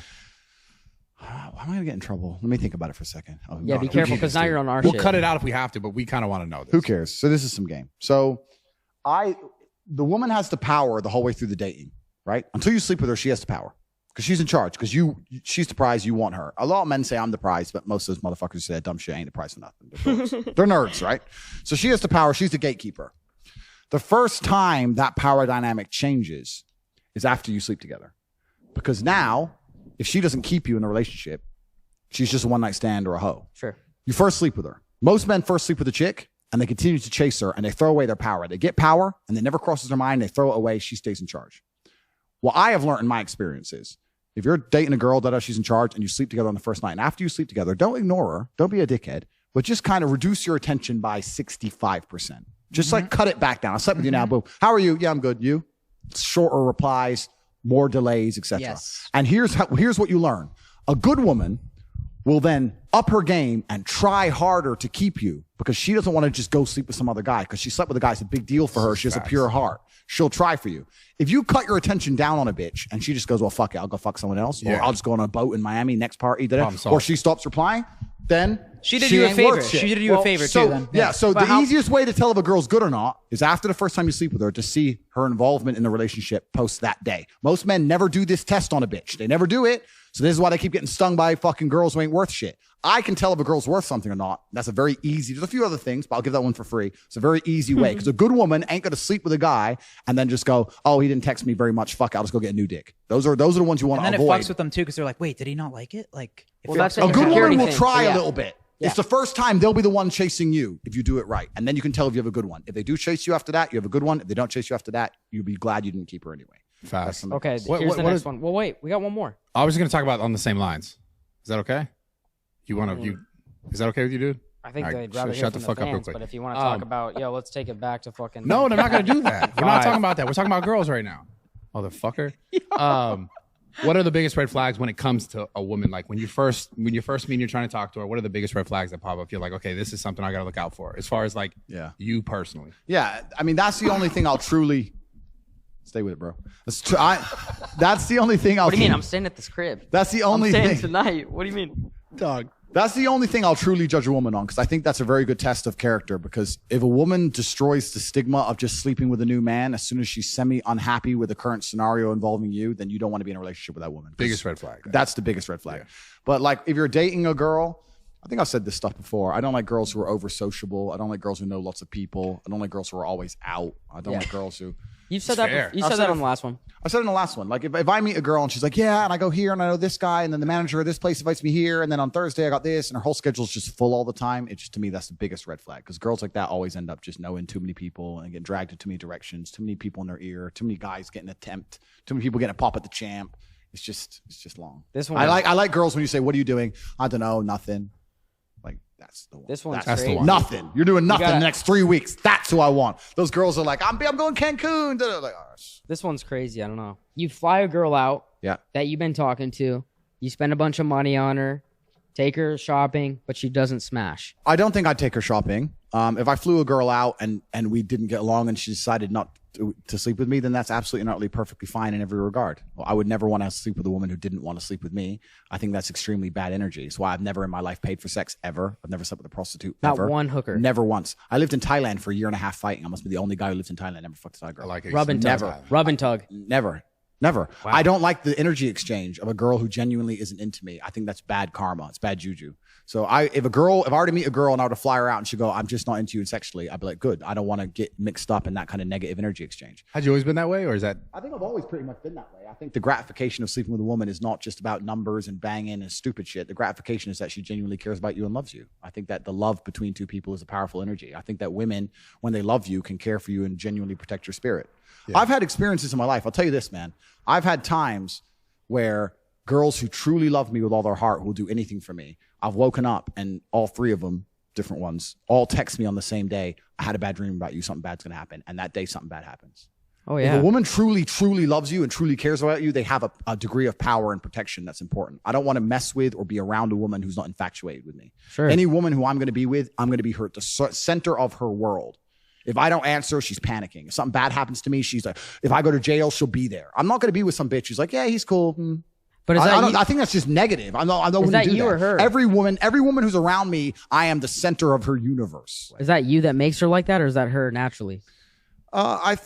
Well, that's a good question. Obviously, I'm me. Yes. I'm me. But I think that if a woman truly understands in many different areas that they can hand their life into your hands and you can take care of them, including financially in every single way, then you're going to be the center of the universe. You're their everything, right? Sure. If you were to disappear one day, their whole world would collapse. Their social circle would collapse. Their finances would collapse. Their worldview would collapse. Their protection would collapse. The places they go, where they're staying, everything would just collapse. You're the center of their world. That's the kind of girl I want to be associated with. If I was with a girl, just like she had her own life and I had my own life and we kind of linked up, that's not my thing. I'm not interested in Do you think you're the best guy at podcasts? Top G. No, Going on guess? Do you think you're the best? But what was the original question? Because we've gone off on a tangent. What was the original question? Bush or no bush? No. What do you do if you fly a girl, take her shopping, and she doesn't The original smash? question I wanted to answer. The question I want to answer is the reason I wouldn't. Oh, cool. The reason I wouldn't take her. The reason I wouldn't take her shopping before Let me see the other question. we slept together is I just think that's a negative frame to set. I don't think that's a good frame to set. I think that's a strange dynamic. But you talked about the energy, right? The energy in relationship to a woman and you dating her and her being in your life. And you talked about if you're genuinely in it and you want her to genuinely be in it because of that like good energy. Yep. You're saying that equally as if you're just like kind of frivolously having sex with women and just having sex to have sex, and maybe she's here, but you're not actually building any sort of bond that builds like a certain sense of negative energy in your life. Well, life is an energy exchange. Yeah. If you look at a fight, right? You have to make sure the energy you spend punching him does more damage or takes away more energy than you've expended. That's why missing is a big problem. If you miss all the time, then you've wasted energy with no net gain, right? So life's an energy exchange. This is how it works. If you're out here just fucking bitches who don't care about you, you are wasting enormous energy. And let's talk about this in length, right? We can talk about it first financially. You're going out, you're spending money, you're taking her out, taking her dinner, you're spending money. That's the first thing. But the second thing is, a lot of men, especially if they're insecure, really feel like they get a victory if they fuck a girl. And at a certain status of man, that disappears. And I'm going to state this once again without arrogance. I go out to Dubai now. I pick up a girl in the club. I come back here. I fuck her. She doesn't care about me. I don't care about her. Hey, I fucked this hot girl. I've got a fucking $5.2 million Bugatti. We're coming back to a $48 million mansion on the Palm. I'm the richest guy in the fucking club. I'm top G, whatever. I sleep with her. Why? I put all the energy in all night smashing her right. She just lays there chilling. Has the best night of her life. And I'm going to go there. Did I win? Yeah, no. I didn't. She you fucking won. Gave that shit up. I just gave it all up. Yeah, she what? gets to talk about riding in the Bugatti. She has a picture on the Instagram in the Bugatti chair. She's here walking around doing Instagram stories here, pissing off her ex in my house. She gets fucking slammed right. She doesn't do nothing for me. Nothing. The only thing a woman can give me back at my status in life is absolute devotion to protect my spirit. I need a woman who loves me completely and utterly. I don't expect her to have financial incentive to look after me. I don't expect her to be physically capable of dealing with my problems. I don't expect her to be my problems are very complex. I don't expect her to be sitting there on a computer trying to work them out. I expect her to sit there and go, I love you so much. I'm just worried about you, and I just care about you. Everything's about love. It's all about love. What if Now, that's what I want, because that's a fair exchange. I can take a woman all around the world, spend a bunch of money on her. I can be top G, spend all this money, give her a life she could never see. If I am truly the center of her universe, she is giving me value back. And that's why I'm not going to go out here and fuck bitches who barely care about me or just famoosa bitch in a club for a one night, because she's winning. It's like throwing money down the drain. What if Kim Kardashian slides in your DMs and says, "Hey, Tate, I want a piece of that"? How are you responding? I'm kind of careful about talking about celebrities He's now. trying to get because the TikTok I end right up there. meeting them all. A woman's job is, in my view, the women who mean the most to me are the women who truly protect my spirit by just loving me and caring about me and using their intuition to truly want the absolute best for me. That is so so I fucking important. love this. I fucking true, love though. this. It's I true. fucking love this. It's true. Yeah, you're the It's goat. We got it. It's important. And that's why if I meet a girl and she's half into me or some frivolous shit or if I had a girl, she had her own life, I had my own life, but she was hot, sometimes we smashed, I would see that as a net loss of energy for me. I would say, no, it's a net loss. I'm the one doing the work. I'm the one doing all the fucking work. Like, I always will be. I don't know. Maybe some of these other dudes Even get if pegged it's like and shit. that? I'm the one doing all the fucking work. So it's just, why am I doing it? She's winning. I don't want that. I want it to be a mutual exchange. And that's why a woman who truly cares about me, it's amazing. I'll tell you how this is true in case anyone doubts me at home. Anyone thinks I'm talking shit. Next time you are next time you are seriously sick, next time you are genuinely sick and you're ill in bed, you don't call your boys. Who do you call? You call Oh a my chick. God, it's a fact. You call a chick. That's a fucking fact. It's true. And Holy shit. And they sit next to you and they'll sit and get sick with you and they'll hug you shit. and they'll give you their energy and their love and you'll feel better. Yeah. It's a real thing. When you're agree. sick, you notice it. I have that all the time. That's so true. when When you're sick and a girl loves you, she will fucking come hit in her up. bed and she'll make you better. We wouldn't do that. Like when a No, girl's sick, fuck I'm no. like, yo, like What the get fuck? better. I would do that for either of you. What? If you guys I needed wouldn't me do when that you're for you. sick, I would fucking show up. Really? Yeah. No, I like, wouldn't do that. We don't want you to cuddle in bed though. No, I don't you want to but it's cuddle, not but even I'll that. fucking I'm saying, Postmates. even if you're sick, you don't want your boys. You want a chick because they have a healing energy. Yes, They love bro. you. a sick blowy doesn't hurt too. That's true. Fuck that. It's a healing energy. So my point is that Okay. why only apply that when you're sick? Why not apply that to your entire life? Why not just every single woman who sees you? If I walk in the room and one of my chicks sees me walk in the room, I can see in her eyes like it's like Christmas. Yeah. That's what I want. I don't want just some bitch who's hot and I just fuck her. Jacob, That's a can you give me loss one of for those? me. I'm not interested in that. Tropical? So I That's a don't good pick. I don't perspective. pick up chicks anymore.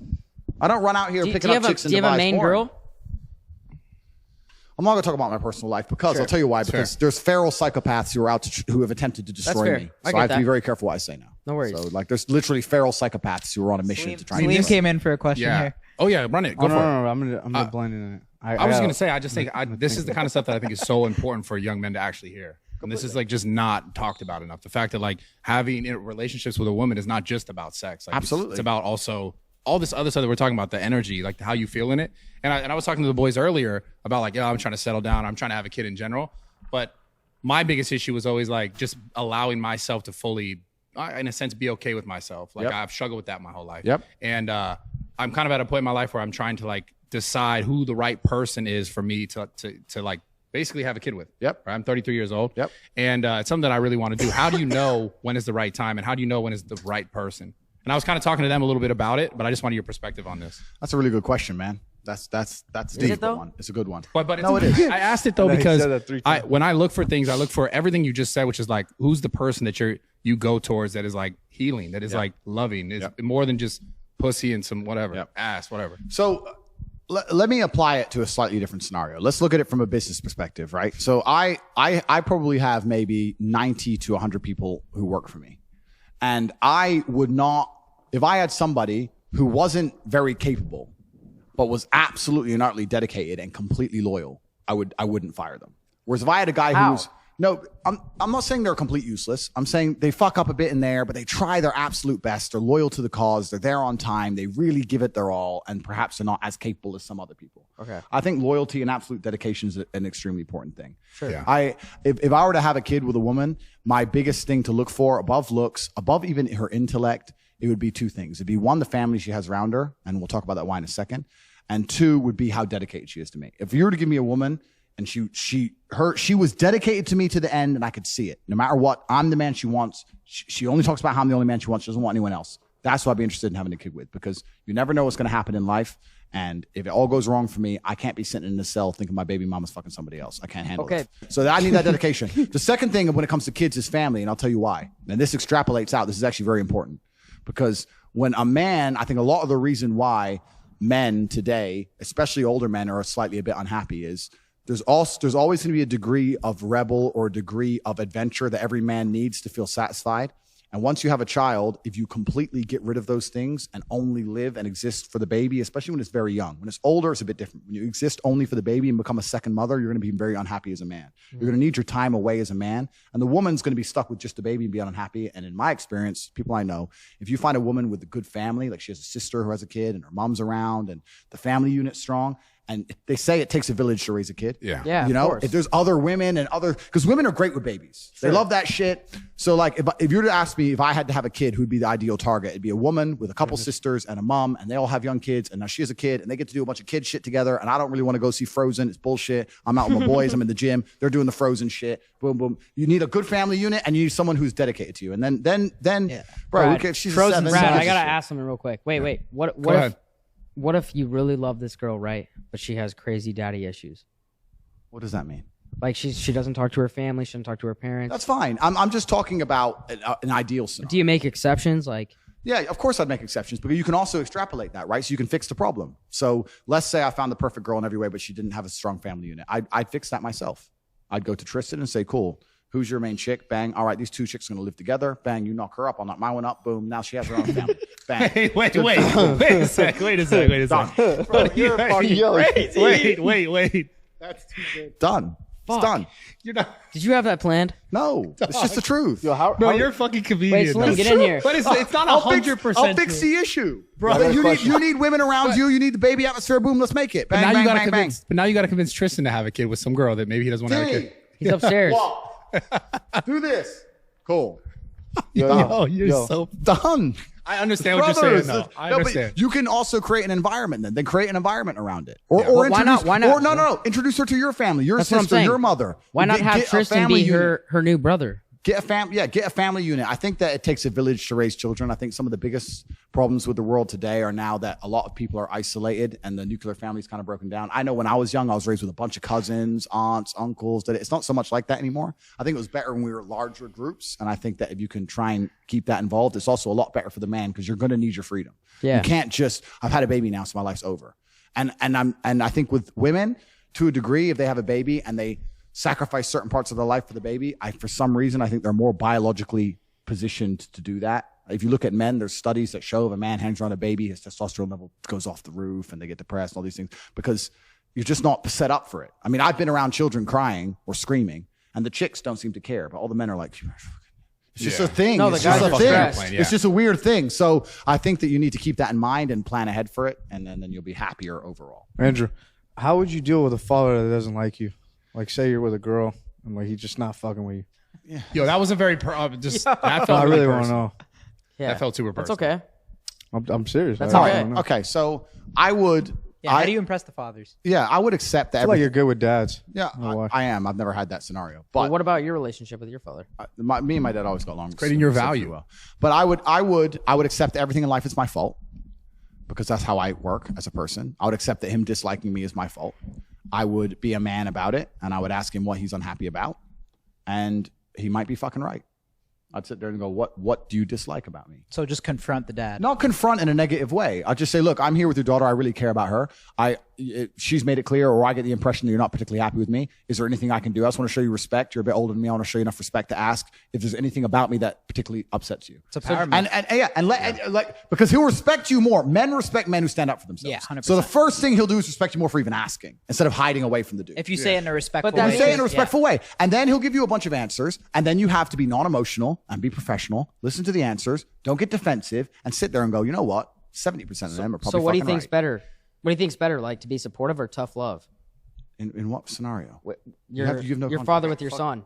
Why do you think? Sorry. Why do you think That's it's so something hard? I went through, Brad. Let's just shut the fuck up for a sec. Why do you think it's so hard for men to be able to be vulnerable with themselves? Like, because that's hard for a guy who's I have like, a yo, question. men I guess we're taught to be so strong and so like powerful that we're not taught to be able to be vulnerable to say, like, to go listen to that criticism without being like, well, fuck you. You know what I'm saying? A lot of it's the internet, man. A lot of it's the internet. People have lost the whole fucking face-to-face thing. Yeah. Like I'm 36, right? So I'm a slightly older generation. But back in my day, if you wanted a chick, you had to go up and say hello. There was no internet, nothing. Everything was in person. You want to do a business deal, it was in person. It was in person, it was in person. And I think a lot of men who, if their dad doesn't like them, would be too scared or too intimidated or too nervous or too egotistical or arrogant to just go and sit there and say, bro, she's your daughter. I'm telling you, there's not a dad on earth who I couldn't sit there and say, listen, I understand you've seen things on the internet about me. I understand the media said a bunch of things. I know she's your daughter. You've raised her your whole life. I can see how close you are. She really loves you. She talks about you in such a positive way. If we're going to be together a long time, I'm going to end up part of this family. That must be so tough. Would you like to talk about it? Let's see what he said. What he just said. He said Well, that must be so tough. The point is, why do you think it's so hard for people? But if you shut the fuck up for a second. Shut up, bro. For real. Why do you think it's so hard? It's hard. It is hard, and it's hard because the internet has destroyed. It's made everyone socially awkward, and also, I think that some of the basic tenets of how humans have been raised for a very long time have been destroyed. Like basic shit, like respect your elders, bro. Like he's older than you, and that's his daughter, and he doesn't like you. He's allowed to not like you. That's his daughter, bro. He's older than you, and that's his daughter. You need to humble yourself. It's arrogance. We live in a world now where all these young kids on the internet and shit, they're all arrogant as fuck. And if I'm going to humble myself, right, Mr. fucking $200 million, and I'm going to humble myself to go sit there. Is that what you got? Is that what you got? Is that what he That's cap. Snuck it in. But no, if I'm going to humble myself, you have to know your position, right? No one's top dog all the time. Never. I may be top dog in certain scenarios. Who do you think's top dog to you? Bro, let him answer the fucking question. I may not be top dog. Steiny needs air. Yeah, dude. I may be top dog in certain scenario, right? Yeah. In certain scenario, I'm top dog. But if I go skiing, I'm not top dog. I can't ski, right? So when it comes to a man raising a woman or raising a daughter for fucking 28 years or however old she is and dedicating his life to her, knowing he'd take a bullet for her, you can't be the top dog and go, I don't owe this man an explanation. You have to humble yourself and sit there and say, listen, he's upset. And I'm telling you, by even asking the question in a respectful way, you've already taken one step forward. You already have, regardless of what he says. Now, he may say a bunch of shit that you can't help. He may be a piece of shit. He may be racist. He may be whatever. But it's good to at least hear the man out. And you may be surprised. I guarantee 95% of the time, he's just going to say something like, I don't think you're serious about her. You don't care about her. And you can probably fix it. Yeah. So if a dad wasn't that's a power move. If a dad wasn't that into me, I'd fix it. Everything in life is my fault. He has a perception of me. That perception is my fault. And I would address the perception and attempt to fix it. That's why I've never had parents, any woman I've been associated with ever, just like me. I've never had it. Are we going to see a baby G soon or no? Of course. How far out? One on the way? Listen, if I had... Baby G? We need a baby G, bro. If I had children, I wouldn't say on the internet because feral psychopaths are aiming to destroy me. And when I have children, I will not say on the internet because feral psychopaths are aiming to destroy me. So maybe you have some. My children will grow in anonymity because I don't see the point in flashing them off on Instagram. And also, my children will not grow rich because they need to be poor. So all this lifestyle they're gonna get fucking none of. So inheritance. What do you think about that? I know that the best possible start you can have in life is to be from good parents and no money. So I'm gonna make sure that happens. I'm not gonna be having rich kids. I'm not gonna have spoiled kids. So so that's the answer. That's the answer. You can fix the dad shit. You can always fix it. No, you're the GOAT. I mean, that dad shit is so interesting. These guys are. Salim probably hasn't. Salim's got some questions. That shit. I mean, obviously with you, that's like a totally different story. But for me, like with videos, because I do videos with girls all the time. Yeah. It's always like, fuck, man. Okay, like, but coming into this guy's house. You're a huge dad guy, though, no? Oh yeah, I'm great with dads too, bro. But it's just it's get out on the golf course with them too. Put yourself in his shoes, right? I get it, yeah. Like what? I would be an arrogant. The biggest problem with the world today, and I get called arrogant all the time, but I actually don't like to think I am. Does that bother you or no? No, because it's not true. But I actually don't like to think I am. But the biggest problem with the world today is the absolute amount of brutal arrogance that people have inside of them. Everyone's so ridiculously arrogant. I get what you're saying. But how can you say that when people feel that way about you? No, but me. Listen, what kind of person would I be to sit to a woman and go, how dare your dad not like me? Look at the shit they write about me on the internet. Well, how arrogant would I have to be to go, fuck that guy? That'd just be dumb. I'd be like, I completely get it. Let's go see your dad. Let me go talk to the dude. Yeah, I think this thing comes down to like people are just not comfortable enough with being vulnerable. Completely. And they're not comfortable with normal social human interaction. I hate meeting that's okay. I kind of like it, man. I don't like it. It's kind of interesting. Okay. How do you think? It's always nervous the first time. How do you think someone would you be can the godfather to my son? Yo, you're clipped right now, huh? Yo, shut the fuck mix up in for a a water, second. bro. Chug a sparkling water. Would you or no?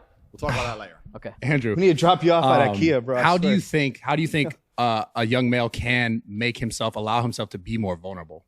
Yeah. Like, what are the steps he can take? Because I think that's the biggest problem, because a lot of it is like being unwilling to confront something within themselves, or being like, in this sense, being able to confront the dad because he can't take that criticism, right? Yeah. So how do you think a young male can build vulnerability in himself and be comfortable with it? Yeah, and that's a really good question. And I think you're never going to be good at something you don't practice. How do you do that?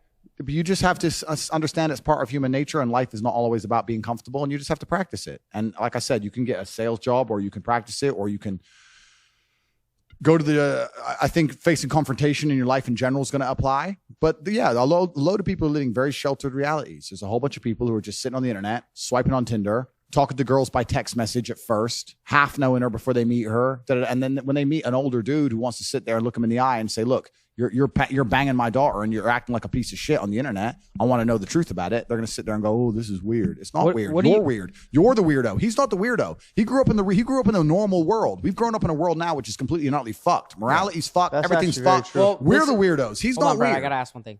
I'm curious. What do you think the percent of males, their success, like their reason behind wanting to be successful, is to get a girl? I think that status signaling has been the same since the dawn of human time. Do you think it's more money or they want a chick? I think that status signaling has been the same since the dawn of human time. I think that peacocks have feathers for a reason. I think the reason the kings of old got gold and conquered land was for pussy. I think men have always been the same. We've always wanted to signal our status to get females. Yeah. And nothing's changed. Sure. We don't want the big house and the nice car because we want to walk around a huge house to go toilet, and we want to break speed limits. A lot of it is just a status signal to show the world, look, I'm important. Look what I've done. To be accepted. To be accepted. Why Yeah, do you it's status feel love, signaling. bro? But that's It's what I'm saying. status Why do you signaling. think guys are so afraid to say, yo, I wanted to be successful. I wanted to make all these millions to get a girl? But it's not about being afraid to say it. I think that's just I think that's a given. It's not about just to get a girl. You know what men also want? Men want respect of other men. Yeah. We want to be seen as we want to be respected, right? We don't want to walk into a room and not be respected. Sure. So there's a lot of things we do to be respected. It's the reason it's the reason he's so fucking big. It's the reason I fought. It's like you want to be respected. You don't want to walk in a room and everyone go, fuck this guy. Right? Yeah. You want to be respected by men and women alike. We're social animals. And this is why Alexander the Great conquered the known universe. This is why Genghis Khan conquered basically the whole world and said, find something else for me to conquer. Don't give a fuck. Find somebody and take it. Because you want to, I'm the top G. That's life. That's why I conquered the internet. Yo, Dr. Tate. Dr. Tate. You're the GOAT. Straight up. Like I mean, I grew up without a father in that sense. The reason why you talk about being big, like the thing that had me in the gym that made me feel like, okay, this is why this is so important to me, is because I wanted to be accepted. I wanted to be respected. I wanted to feel like I'm going to say, like I've been saying this time, is I wanted to feel loved. And I thought that being bigger or being stronger would make me look obviously less weak to other men. I'd feel like maybe some acceptance of other people that I would consider father figures throughout my life. Yep. And on top of that, the thing that I keep trying to get you to talk about or to answer is like the ability to be vulnerable as men is not something that we're taught. In fact, it's something that I think we're taught to not be vulnerable, to not be emotional, to not. But Tate, you're not a big vulnerability guy, though, are you? He's not. I just want to talk about it. But that discomfort that you just described has led to a massive positivity in your life. Absolutely. I can say the absolute same thing for fighting. I decided to go out and learn to fight to the level I learned to fight because I had a couple fights in school and I won them, but it was kind of close. And I was like, that was too close for comfort. And I thought, fuck it, I'm going to go learn to fight. And it's absolutely often discomfort and trauma and bad things that will motivate you to go and do the most amazing things. Like we said earlier, you have to take the negativity and use it in a positive manner. Like we said about stress, it can go in different directions. I'll tell you right now, if you were to say to me, Andrew, you have to make double the money you're currently making, what's the number one emotion you want to feel to do it? I'd say heartbreak. Yeah. Stress? Break my heart. Break my heart. I can't sleep. I'm furious. Break my heart and I'll make a fucking $1 billion. Yeah. Take all the negativity and turn it into positivity. So that trauma and all those bad things that happen to you can be very, very positive things and give you a positive aspect on life if you approach it in the right way. Most people are told when you feel sad, sit at home, be sad. It's not your fault. You got a disease. You're depressed. Be a bitch about it. I argue the opposite. I say when you feel sad, good. Take all that energy and convert it into something that's going to be a positive force for your life. Would you say that even we're also taught to like stuff it away and not not actually think about it? Not actually go through it, not actually process it. Not embrace it and feel it. You should feel all of your emotions. If I feel sad, I embrace it and I feel it. I'll tell you right now, the largest monumental jumps in my life in terms of success is when I was pissed off or sad. Yeah, I mean, bro, like I could tell you like all the time I spent in the gym to build myself, I was using that stress. I was using that trauma to make myself better. Completely. And that's what made me who I am today. Absolutely. But all the bad things that happen to you and make you feel in a bad way, some of those bad things that made me feel in a bad way were the most important energy sources for the most monumental jumps in my life. The biggest, my biggest achievements. I just feel like people should be taught to be more vulnerable and raw with themselves, to allow themselves to see that truth so that they can make that progress in their life. And not enough people are comfortable with that. Completely. They need heartbreak made me go crazy. Yeah. Good. But you went crazy. And this is the thing. You went crazy. Like success, though. Good. Perfect. But there's a whole bunch of men who go crazy and just fucking call a bitch a trillion times. Should have gone to the gym instead. Same energy in a different place. So yeah, you have to feel vulnerable. You have to feel the emotions. And whether they're negative or positive, you have to embrace them and turn them into the best possible fuel to send yourself in your life. Is there anything we haven't covered that you want to talk about? Why are you trying to end the fucking podcast, dude? I'm not. Come on. No, I'm just saying. Yeah, you got any more questions in that little list? No, what You didn't want to answer them. Those were fans. Those were fan questions, Andrew. They were fan questions? Yeah, you think I would write? No, something he like wrote that? those in the car on the way over here. Sorry. Yeah, that's You got a guy like that and a guy like me too that were like, "Yo, this guy's fucking pushing us to be better," but that's never seen. Yeah, I understand. I understand, but I think that personally, I think I'm in a redemption arc, and I think that whether it's the Bible or the Quran or a superhero movie, there's always a guy who's misunderstood and everyone thinks he's bad, and then they realize they needed Batman after all. Can I join your team? Listen, 95. Like I said, my team are monitoring social media contents in real time. This guy's just jumping fucking Steve. Now, what's going on here, dude? It's cool. Come on. It's like peers all over again, you know? My boy, though. Wow. But no, it's already happened. It's already done. And I have no problem with people disliking me. I didn't go on the internet expecting everybody to like me. I know there's a bunch of people who are going to misunderstand me. I know I'm doing good for the world. I live with a pure heart. I know that I'm a positive influence. I go to sleep with a clear conscience, and that's what matters more to me than a bunch of bullshit and idiots. But yeah, what Brad was just saying is super important. I think that if you look at any man who's very good at being a man, most of them have had extremely traumatic lives. Yeah. If you're going to talk about the most brave man you can think of, he's been through trauma. If you think of the best soldier you can think of, he's been through trauma. You think about anything, the man who's going to charge into the burning building, the fireman, he's been through trauma. If you find a man who's never had any traumatic experiences, he's terrible at being a man. Yeah. He's weak and he's soft and he'll collapse and he's never struggled. I know me, and I don't want to tell a bunch of stories on the internet, but I know all the shit I went through and all the pain I had to suffer to become the man I am. And every time I meet another guy who has his life in order, it's the same story. This fucked me up, but I thought, fuck it, I'm going to attack the world anyway. Yeah. And that's how it goes. So as a man, you're right. You're right. You have to be vulnerable. You have to feel it. You have to accept it, but you have to put it in a positive direction. This is what's so dangerous about what we were saying earlier, where people make excuses and externalize because they're taking that trauma and that pain instead of going, I fucked up. She left me because I wasn't good enough. I'm going to become better. Instead, she is the problem. Yeah, like it's there. And then they lose their ability to go and become something. They lose their own motivational force. And then they sit there with a fucking ego and arrogance and go, I don't need to become any better. I can stay a jackass. It's all her fault. I'll find another one. And then it happens on repeat. And it just ends up a downward cycle of dumb shit. Do you think social media has added to be like, is it a net positive or net negative in this situation? And then social media as a whole, do you think it's net positive or net negative? That's a really good question. I think that certainly social media is definitely amplifying the depression amongst the population. I think that Instagram would be very depressing to have as Joe Schmo. Like because of the comparison. Because of the comparison, man. Yeah. Like if you're just the average dude on Insta. Let's put it this way. I'm 36, right? In fact, I don't know why I'm saying that. I'm 35. I'm 36 in a few days. So I'm almost 36. But in my generation, if I think of the people who I went to school with, a couple of them have Instagram, but they're very, very successful. And all the others who don't have Instagram, like about 80% of the people I knew from school don't have Insta. And when I've met them in real life by accident, they were completely just normal dudes. And I think they don't have it because what are you going to show? Right. But who? You have nothing to put on there. So why are you going to digest my content? You're just going to be pissed off, right? Are you talking about the 2 that are popping or the 80 that are not? No, but I'm saying that for a lot of average guys, social media can be quite a negative experience. Of course. Especially for men. And same thing with women, right? You have we got it, girls. But yeah, the fucking... For regular people, it is fun. It would hurt. So I've been hard that for guy those though guys. too. But do you use that energy as motivation? That's what I did to get here, or straight up. Or do you use That's that why you energy just to buy demotivate? followers. I used to all DM you gotta you do and is be just buy like, I used to DM Brad and be Steiny like, I get that. fucking hate you. Steiny buy followers. No, I'm But it's not about buying followers. It's about looking at somebody's By the way, lifestyle. I didn't do that. Wait, go ahead. It's about looking at somebody's lifestyle and looking at the things they have and then saying, you know what, this is I'm going to get that by hook or by crook. I'm not going to give up. And it's like I said earlier, you can either be motivated by it or you can be jealous and downtrodden by it. And that's your personal decision to make. Let's go. I've never been that guy. If you show me somebody who has something I want, I'm going to attempt to get it. And I'm a formidable opponent and I will not quit. I want you to know we stand with you no matter what. Thank you, man. Straight up, you got us. Still don't fuck with IKEA? IKEA? The furniture store? IKEA, yeah. IKEA sucks. IKEA is still the most depressing place on the planet. Yeah. It is. It makes me sad. I can't go there. It makes Bro, me Tate sad. is the goat though. Yeah. Like you're the perfect mixture of like funny, and if people can't see that you're joking, you're right. They're just fucking stupid. Yeah. But also the mix of motivational too. But not only that, So, we're I never think- gonna conform to the bullshit. You Well, got us which with is you. which is good. We'll And see if they keep this up though, right? We'll see We're what- gonna put it up on YouTube. I told you maybe Spotify, but we'll try it on YouTube and hopefully it stays up. we'll see what happens. But I think that You think it'll stay up? Donald Trump said his would get deleted. I didn't think so, but he was right. Yeah. he was right. I don't know, man. I don't know. I know that Because Well, ours is a big platform too, right? It's big, yeah. we're living in very interesting times, and I don't think it matters whether times are turbulent or the opposite, or they're crazy. I think you still need to just try and become the best person you can be. And I think that by becoming the highest value individual you can be, your life's always going to be a better thing. And I think, yeah, the world's very interesting right now. All this censorship and stuff is kind of scary.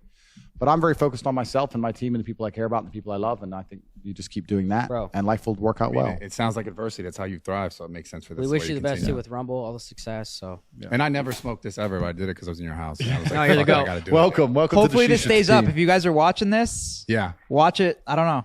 Yeah, Hopefully so it stays I'll up. do a quick plug. Drop a thumbs up. Yeah, too. do a quick plug. Take can a do a quick plug? sec. Drop a yeah, thumbs yeah, up. plug your Yeah. shit. Plug your shit. Yeah. Cool. So I want to make something clear. It's actually interesting. When I became the most Googled man on the planet, I had a bunch of offers from a bunch of companies trying to get me to sell stuff to people, etc. And I've never agreed to any of that. I've been always very, very careful of what I I remember sell. you talking about this. Yeah, I've been very, very careful of the things I sell. And I want to make this is half plug and half telling the world, because also there's some people trying to scam in my name or use my name, etc. The only things I have are available on CobraTake.com. I have the War Room, which is an international network. It's people who all think like me, and we discuss the things we're discussing on this pod. If we're talking about having a group of accountable friends that you can't make excuses for, the War Room's a perfect example of that. And then I had Hustlers University, which everybody attacked and said was a scam. I'd actually like to take 5 minutes to talk about what bullshit that was, because that was yours. a massive matrix attack. Go for it. So Hustlers University was a university in which we taught people how to make money online. It was $49 a month, and we had different ways we taught to make money: stocks, crypto, copywriting, building websites, Amazon FBA, all these different things, right? We also had an affiliate section where after you've made X amount of money in another field, you can then get an affiliate link for HU, and you can sell HU with an affiliate link. So the idea that it's a pyramid scheme is stupid, because there was only 2 layers. There was the school and there was an affiliate link. There was no other pyramids to go to. Also, Amazon.com has affiliate links. You can go to Amazon.com right now, get an affiliate link for a lawnmower, and go and sell a lawnmower with your link and get a cut of the money. So it's like basic internet marketing 101. Yeah. Everyone does it, right? So I had an affiliate program, and when the Matrix attacked me, they attacked HU saying it was some kind of pyramid scheme, some kind of scam. We had 175,000 students. There is no way I could have 175,000 students continuing to pay $50 a month. They were paying on repeat unless they were getting value. Attracting students for one-off, fine, but retaining students is a completely different. How long did you retain them for? Our average retention at the time, because all the metrics are fucked since the cancellation, because a lot of our elements inside of the school got destroyed, which I'll get back to in a second. But 4.5, 5 months we had, and then we had a little bit of drop off. But most people stayed once they joined. They stayed for life. That's solid. Wow. Yeah. So because we have 18 professors in there. There's lessons every day. There's the community. There's calls, and it's really not hard to make more than $50 a month off of a school when you're paying a little bit of attention. So they're making more than they're earning, right? Yeah. So it was a large enterprise. It was never a scam in any regard. I've never sold a scam in any regard. It was never a pyramid scheme. That was all just bullshit from people who never even joined the program. It was interesting when the Matrix attacked me. People were doing reviews of HU. They never even joined. They would go, "Here's my review of HU. Andrew Tate's a misogynist. Who wants to listen to him anyway? It's a scam." I was like, KSI got in there and said it was They didn't even bullshit. join. They didn't even log in. What the fuck do they know? So it's absolutely not really stupid. But on CobraTate.com, there's the War Room, and then also we've got HU. We're rebranding it and relaunching it under a new name. It's actually kind of cool, because when the Matrix attacked me, they attempted to just destroy my payment processor and destroy the servers and everything we were using. So in real time, we've built all of our own. I've got my own bank now. I own a bank. I won't tell you out what countries. I've got my own bank, doing my own processing, my own servers, everything. So my HU is still alive. The school's still alive. We teach people how to make money online. That's going to become the biggest thing in the world. At one point, we were the largest educational platform on the internet, and we're going to continue to be so. And they can no longer cancel or attack that platform. So if you want to find out where my things are, they're on CobraTake.com. It's the War Room, and it's Hustlers University. They're both available on the website.